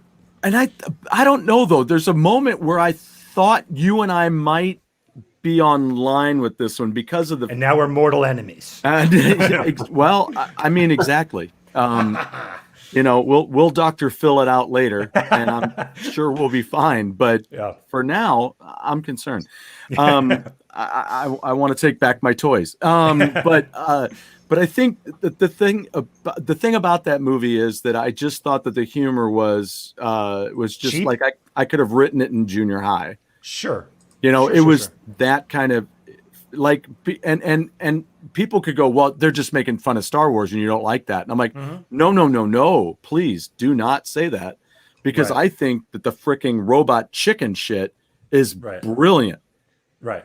And I think the Family Guy stuff is brilliant because it's funny. It's got it's got a better written humor than just, okay, now the lightsaber's my dick. Yeah, like that stuff was never that funny to me. Like, let's put it this way: if someone, as you are, if someone said to me they didn't like Spaceballs, I wouldn't go like, oh, blasphemy. I'd go, yeah, okay. Like that. I don't see. I could totally see how someone wouldn't like it. Right. What Spaceballs had is one particular humor type that I like, which is just groaners, just like when they're combing the desert with an actual comb. I don't find it funny for the reason they want to. I find it funny because it's so lame. It's just so. I like, my favorite comedians are the ones where you go there and it's quiet and you hear the seats creaking and that uncomfortableness. I love that. So you were a Seinfeld fan? Oh yeah. Yeah. Yeah. Or The Office. The British Office, like there you go, like that. The British, yeah. When you hear the silence, I love that. Just Yeah. that when you get the douche chills, that's what I love. When the deliverer of the joke has to crimp their nose and kind of, yeah, right? yeah, And you're like, no, that's shit. You shouldn't have said that in front of people. yeah. You know, and they're like, right? I mean, that's right. Yeah, The Office is brilliant. Yes. Brilliant. Like explaining a joke and it's no longer funny because you're explaining the joke. And then to over-explain, like And just then, that. to pummel it and keep smacking the horse. Those are my favorites. It's dead. When you go to the brink of where the audience has gotten it, please move on. But then you go again. That's what I love. Which is what I felt about the first Austin Powers movie. Sure, that's where I was like, okay, I'm done. I'm done with that joke. It's over. And then they do it again, and I'm like, oh. So now I can sit here and go, Panda'd be loving that. Yeah. I think their steamroller scene, right? It's a perfect example of that. Of okay, we got the gag. I don't know if you remember Austin Powers. There was a steamroller that's coming very slowly from. Yes. You scream, okay, you got it. Maybe you laughed, maybe you didn't. But then they keep going. That stuff I love. I'm in a very small minority of people who like uncomfortable bad jokes. And I don't mind them. It's just there's a moment when you can let it. Like when Will Ferrell's character kept dying. You know, well, he's dead. You know, no, I'm alive. No, and so I'm just like, okay, that went like two comebacks too many for me. Sure. Because there's a point at which I'm like, that was funny. Okay, I get it. Let's get to something else that might be funny, right? Instead of having another dead horse, you know. Because if this is a severed horse head, I'm going to be very upset. I think what you'll find, I mean, like me, probably similar to both you guys. Like I really don't care if someone dislikes something. That's the beauty of opinion. There's certainly people who even hate my own stuff, which that's fine. It doesn't bother, that stuff doesn't bother me. You know. I think I guess there's certain movies maybe where I'd say like I'd question if you didn't like it. I go like, I don't know if you're allowed. I stand by that you're not allowed to like Star Wars 7, 8, and 9 as Star Wars movies. Right. I will. That's why I'm looking forward to a debate with Pete, because you can say whatever you want of them as movies, fine. Right. But they're not Star Wars movies. Yeah. Where Rogue One, I think, was. You could argue that's absolutely a Star Wars movie. Yeah, it's like when Michael McDonald joined the Doobie Brothers, and people were like, should have just changed the name. Yeah, exactly. Because it was totally different. Yeah. Totally not Doobie Brothers. You I believe you said your wife or someone is a Harry Potter fan, or yes, she is. Yeah. I mean, like, how happy would she be if 5 years from now someone just bought the rights to Harry Potter and said, "Oh yeah, by the way, I'm negating all that. It turns out that Harry Potter is the villain." The way I'm looking at it is like, no, you can, just because you bought the rights and you said it, that doesn't mean anything. It doesn't change what happened. They rubbed me the wrong way. Good example, yeah. Yeah, absolutely. Because I just got tired of all the stuff they were adding. Even in the prequels, when they started talking about the midichlorians, I'm like, now wait a minute. When we first started this, nobody was excluded. If you wanted the Force, you got into the Force, you believed in the Force, you had the Force. You know, it wasn't, oh, you were born into it now. Lucas fell into the trap of over explaining and taking out some of the magic of what Star Wars was. He forgot what it was. He tried to keep explaining it when we already understood it. Right. And I think that was his biggest misfire. One of many misfires. And I think those things with the Force, exactly what you were started stepping into with that sentence there was when you're like, if you don't get it, you just don't get it. There was something else I was going to say about that, but it just is. We're in. You don't need to make it any more clear. Exactly. Yeah. You've already have us here. And that was one of many, many big misfires he did. And I remember watching you're I can see how you're going to piss off a lot of people with this. I defend it, but fully knowing that I'm wrong. Like I'm as a movie, they are bad. Yeah. I am defending it as like it's I'm just going based off of what it could have been. The foundation is there, and I think it's a brilliant foundation. I'll even say I think they're better than the original trilogy if they were made with a better writer and better, all that stuff. Better the directing. Foundation was better. Everything. And they didn't have that silly guy in the beginning of the one film look right at the camera. Yeah. Are you talking about like Jar Jar, right? No, I'm talking about the dude when Because he gives a wink. When they land, and there's two guys that come up. The one doesn't even say shit, and he's the one that looks at the camera.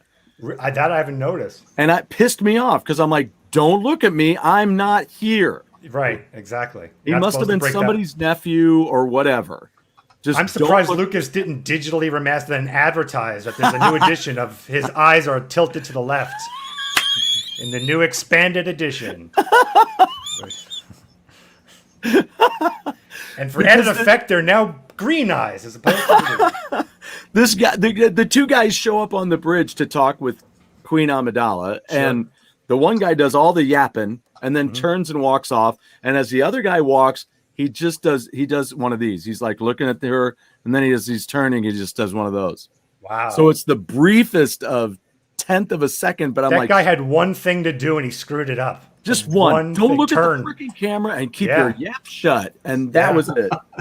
Keep your yapper shut. Yep. So Jeff, you just watched it? Did you notice that at all? You talking about Solo? No. You're talking about Phantom Menace, right? Yeah. No, I mean, it's I watched when they that land. weeks ago. Yeah. Okay. Well, check it out. That's the least of it. That's the least of that movie's problems. Let me tell you. Yeah, it is. It is. The other problem was the first time I ever saw it, I'd spent. I think I've mentioned this on the show before, but I'd spent the most of the day downtown St. Louis in August, in the heat on the blacktop, doing a mini Grand Prix. So I was down there all day, and Christine goes, and my brother was here, my dad was here. She's like, why don't we all go and see the new Star Wars movie when we're done? I'm like, are you freaking kidding? Yeah. She's like, no, we can go see, it'll be cool. And I'm like, okay, whatever you want. Sure. And I'm like, yeah. that happened to me. Continue. I'm sorry. Yeah. Well, first of all, I was tired as hell, but secondly, I was bored to shit. I was like, yeah. I was in college at the time in art school, and we all took shifts. This is in San Francisco, and we all took shifts for a month and a half. We camped out. Wow. So we were at the head of the line, and we'd pull shifts for that month and a half. I finally got it, and I fell asleep. I missed the vast majority. I thought it was so lullingly dull. The dialogue, just everything was so monotone. That I was pretty angry. I was pretty pissed at that, especially having camped out for a month and a half. Yeah. Well, that makes me wonder, too. I wonder if they have the opening sequence to that movie on YouTube. Oh, I'm sure of it. To pull it up, I'm sure of it. I bet you could even. I bet you it's even down to the detail of saying guy looks at Star Wars, guy looks in camera. I bet you it's on there somewhere. Oh, I wouldn't be shocked.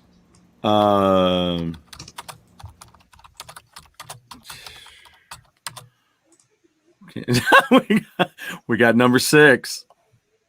Got number 6. Guy looks at camera. Phantom Menace. Well, I'm surprised I cursed. I usually try my best not to. Oh, I try my best not to, but let's see. I don't see it.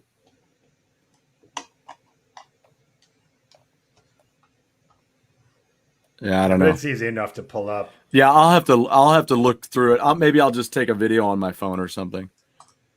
They have Star Wars: The Phantom Menace 20 years later.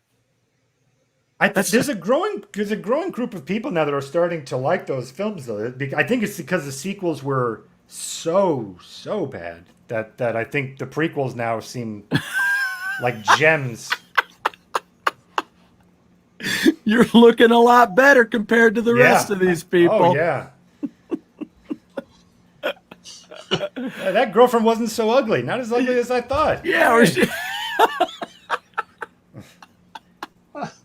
Must have been drunk the whole time. I still can't believe they had a character named, what is it, Snopes? Snope. Or Snope? Snoke. Just Snope. One Snope. Snope. Who comes up with that name? That whole thing is an abomination. Are you afraid of anything? Snope. I'm like, I don't know where do you come up with that? That's a real bitchin' name for a top of the line bad guy. That was bad that guy. was the main bad guy. That it was killed in seconds. Yeah, I don't know. That I thought Ryan Johnson. I thought he was. I thought that what a terrible. Again, that film reeks of going out of your way to be different. That's not in that. There's people calling that brave or genius. It's not. It's actually not doing your job. You know, if you're taking over someone's building designs, if let's say the first crew got fired or whatever, you don't go in and then just make your own. Oh, I'm going to put a bridge on the building. Yeah. That's not what you do. The building will collapse. It wasn't made for that. It looks aesthetically stupid. And that's what he did. He just went in and just said, I'm going to do everything different. Well, yeah. I mean, look at Last Jedi. I mean, that's what I'm talking about. Yeah, that's what I figured. And when you're looking at that, look at just the fact when they're on that small little rock, which is off of Ireland. Is that? Yeah. Mm-hmm. Yeah. And you can take a boat to it and visit it and stuff. So all the little things that happen there, he throws the lightsaber over his shoulder into the sea, just shit on that. And then later on, they've got these little, whatever the hell these little creatures are now that make their way onto the ship like a stink bug in my van.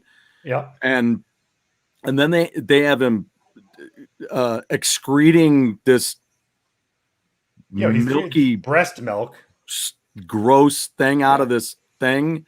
I'm like, what is this? Is this Fear garbage. Factor It's along garbage. with the worst ideas ever? Is this Spaceballs meets Fear Factor is what I'm thinking. It's if he was making 007, he would make James Bond an accountant. Like it's just, well, what would you not expect? Well, he decides to sit at the desk and do it's tax time. I was gonna say, he shows up. Genius. Where's Luke now? He's doing Snopes. He's doing Snopes. His taxes. So that's what he's doing. That's it. So. 1199 forms. And that's how they're going to defeat him. He's going to get him in a tax evasion. So it's Untouchables meets Star Wars. So right. Exactly. Except only the accountant end. Yeah. Of the Untouchables, not the cool shoot 'em up shit. No, just the boring paperwork parts. So let's see. And we have. Yeah, and that's so anytime I hear people discussing those films, I always think they're discussing it wrong. They're talking about them. They're not talking it from a story theory perspective. Like they're not going from that's like my love affair is with story theory. Joseph Campbell's work with mythology. There's a reason there's a reason why we respect certain stories, why we look up to certain stories, what works, what doesn't work. Yeah. And everything in those three films is just a mishmash of three different voices going in three different directions. Mm-hmm. And that doesn't serve the what's supposed to be the closing chapters of a book. It doesn't make any sense. And so that's why I say you're not allowed to like them as Star Wars films. You can love them as movies. It's not Star Wars, and I'm ready to debate that anytime. It sounds like November is the throwdown. I'm ready. And I will win. I'm going to win. I'm going to win. They better be well versed in story because my opinion that doesn't work. We're going with structure. It doesn't work as structure. Sorry. And here's a good one. Did you put this up already? Casting question. How can they cast Samuel L. Jackson to be part of the Star Wars universe and not have him curse? Agreed. He's supposed to say. All I want is one MF in there somewhere. Right.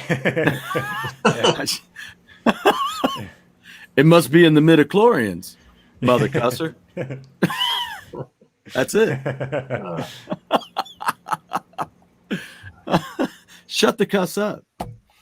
To me, the biggest debate in Star Wars is who is more attractive, Daisy Ridley or Natalie Portman. That for me, well, I guess any of them, or even Carrie Fisher. If you throw her in, I think that's probably even makes it even more challenging. If we're going to go on the misogyny track here, I guess. But that would be that's the tough question. I'm going to go Natalie Portman, but it's tough. Now, wait a minute. What's the other one? So Carrie Fisher, Daisy Ridley, that's Rey in the new. Oh, Rey. Yeah, no, yeah. It would have to be Natalie. Or Natalie. Yeah, no, for me, it's Natalie, hands down. Carrie and Natalie, that's a little bit more, I don't know, hard to say. I'm going to go with Natalie, so. I'd have to go Natalie. All right. Yeah. I mean, if you're purely a girl next door, you're going to go with Carrie Fisher. Mm-hmm. Mm-hmm. If she's like next door New York.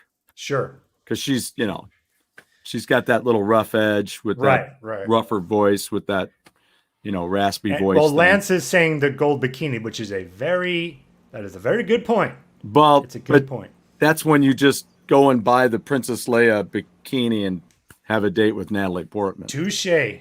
Boom. Touche. That's all I'm saying. It's available. Yeah. Just get one for her. Yeah. And then you're set. 2 words. Gold bikini. Yeah, that's great. That's great. And if there's any women watching, you can ask, is it Harrison Ford or Oscar Isaac? Who is Poe? Right. It's certainly not Adam Driver. Oh, God. That's certainly not him.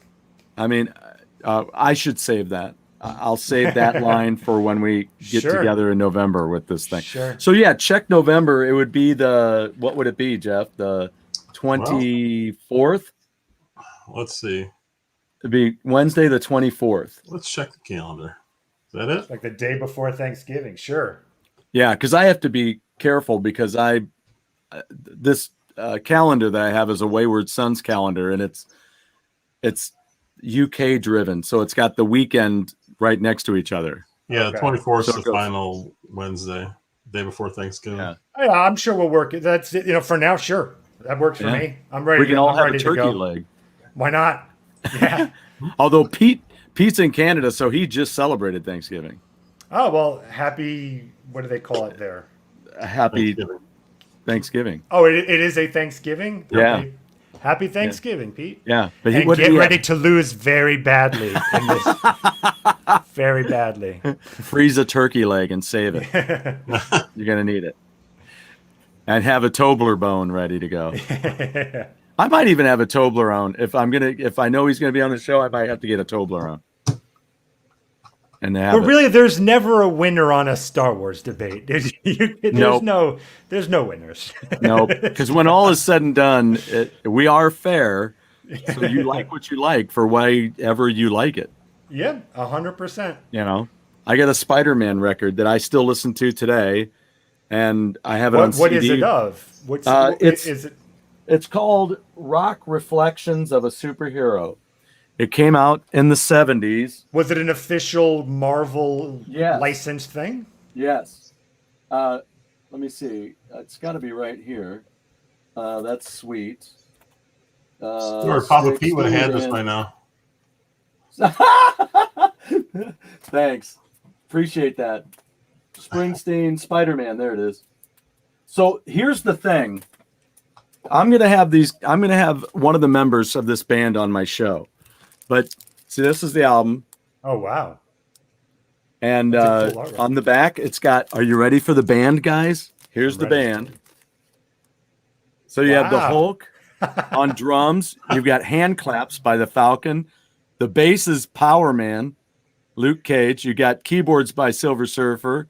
Background vocals. Is that what it is? Yeah, who's background the poor vocals? Superhero with like maracas? Who's that? With the maracas. Is there anyone with maracas or a tambourine? tambourine is Captain America. Wow. And how disheartening. You got guitar by Black Panther and trumpet by Thor. All right. Because Thor is horny.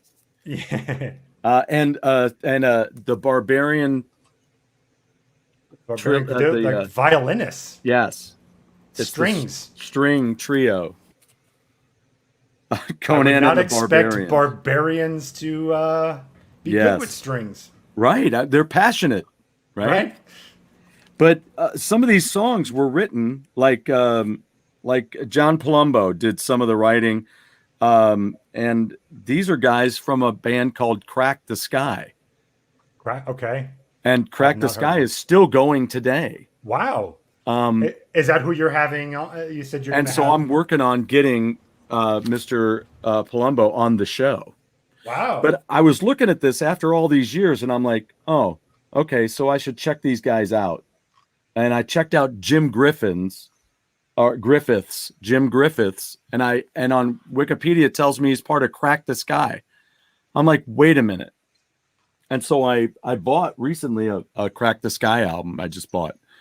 But they're the only other band that I've ever known that was on Life Song Records. Huh. So I was flipping out. I'm like, wait a minute. So I've loved this album for years. I got it on CD with extra tracks. And now I find out after all these years that it's the actual band. Wow. And this is like months ago I found this out. Yeah, wow. And then full circle, you're going to maybe have them on, and that's pretty neat. That's it. Yeah, because I talked with Robert Richardson from Hybrid Ice, and he goes, "Oh, I know him, so I'll help you out." I'm like, "It's beautiful. That's amazing." I know, it's totally crazy. That's awesome, man. That's great. That's what's so cool about YouTube is like it's amazing that we now have the opportunity to be talking to strangers, some big, some small. I think it's amazing. Right. That's awesome, man. Right. Yeah. Like I was just thinking, like, what's your subscriptions? How many do I have? Yeah. I think I just hit like 328. 329 because I subscribe. Hey, woo! I subscribe, so I'm 329. But this all happened in a day, by the way. So I was 35 subscribers for about 8 months, maybe longer. Oh, really? I started in November of last year. I had 35 forever. I made that the Howdy Amico episode, and that the next day I had 230 or something, just like that. So yeah, but before it was just me making all this stuff and no one was watching. And it's fine. But the fact that there's some people out there that like it, that's fun. That's a fun idea. Yeah. I cannot wait to check more of these out. It's amazing. A good place to go for anyone that's new. Yeah. If you go to my channel at the very top, it'll say "Welcome to Panda Sub," and I think that's basically I've just selected a couple of things there that can get you started into the weird stuff. And you get a good idea of what I'm kind of trying to make. Unfortunately, it takes me so long to make episodes, so I'm not making things every day. I typically average about one a month. So I'm just one guy. It's hard to make stuff. Well, yeah.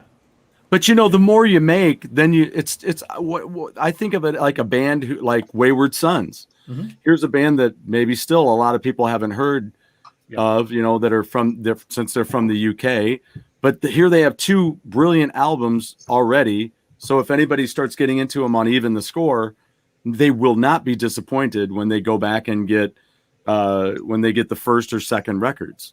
That's why I make sure, like all this stuff I do, 99% of it is what I just consider like legacy content.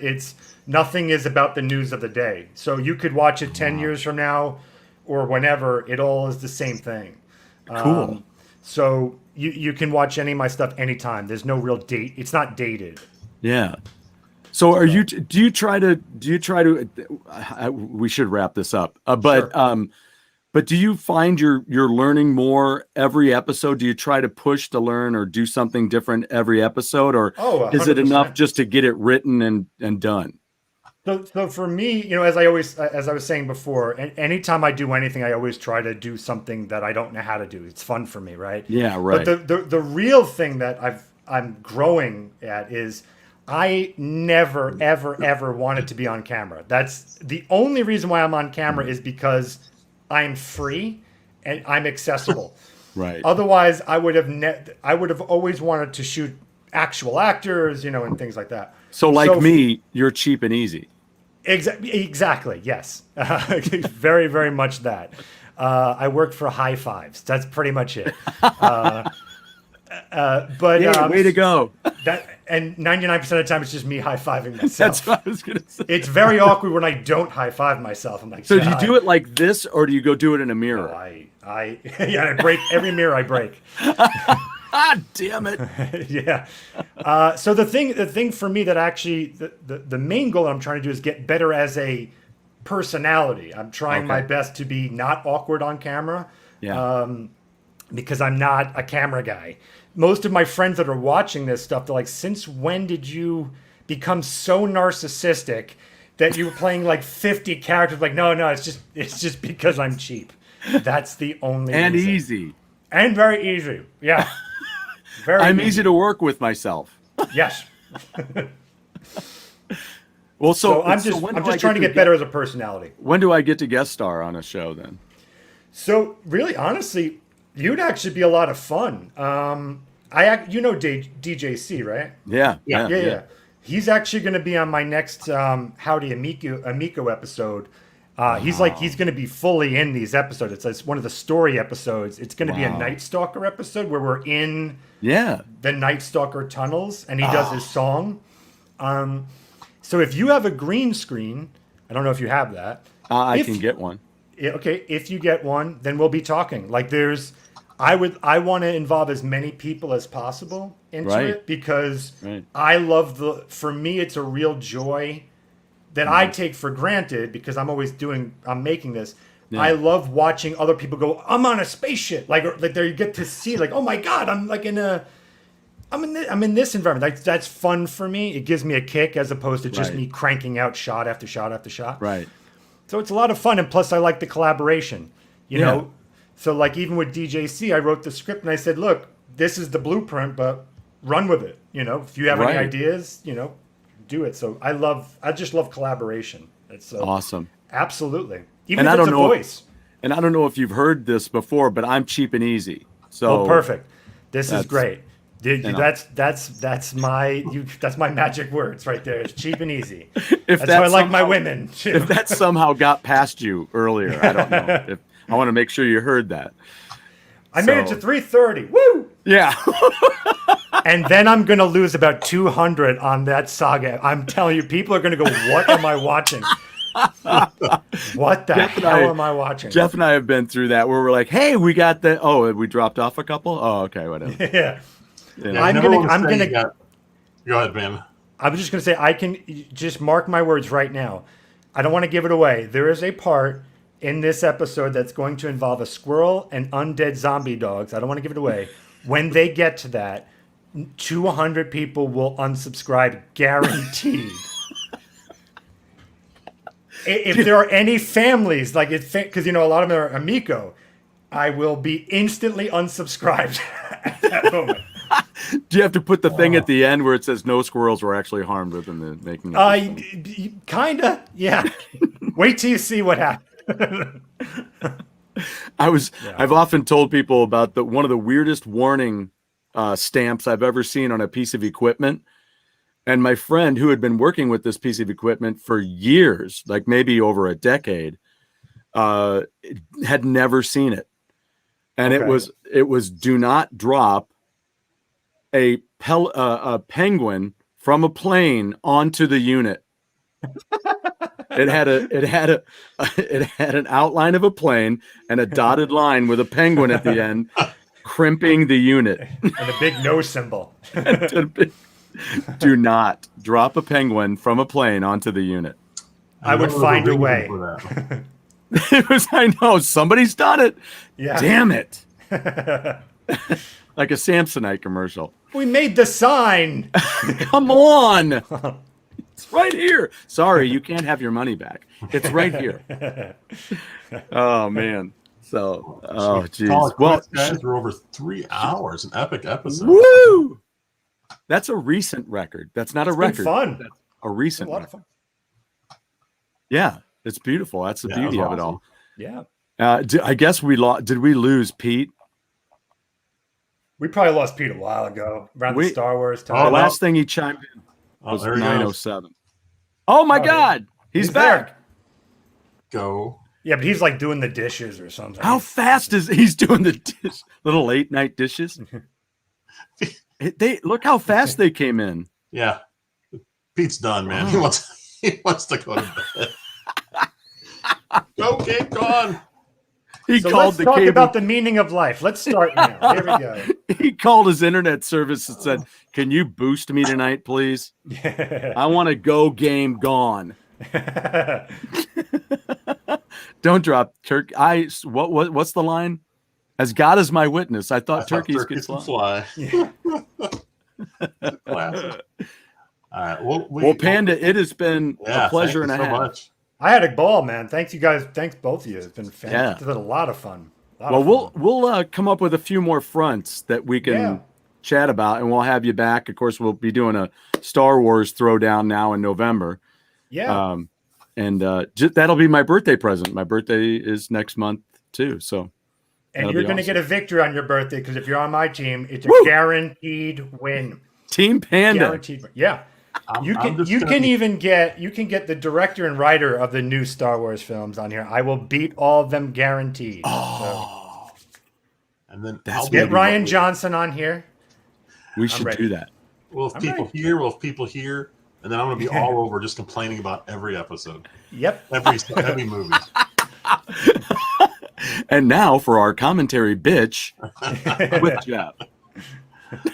All right. Well, we're going to go out with Pete's video in case anyone missed it, or in case you forgot about it 3 hours ago. All right. We'll see you guys.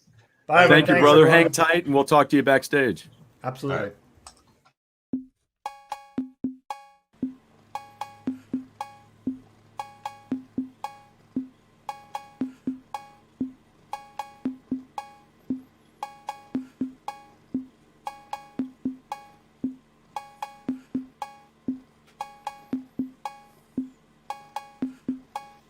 Damn you, Go Game Go.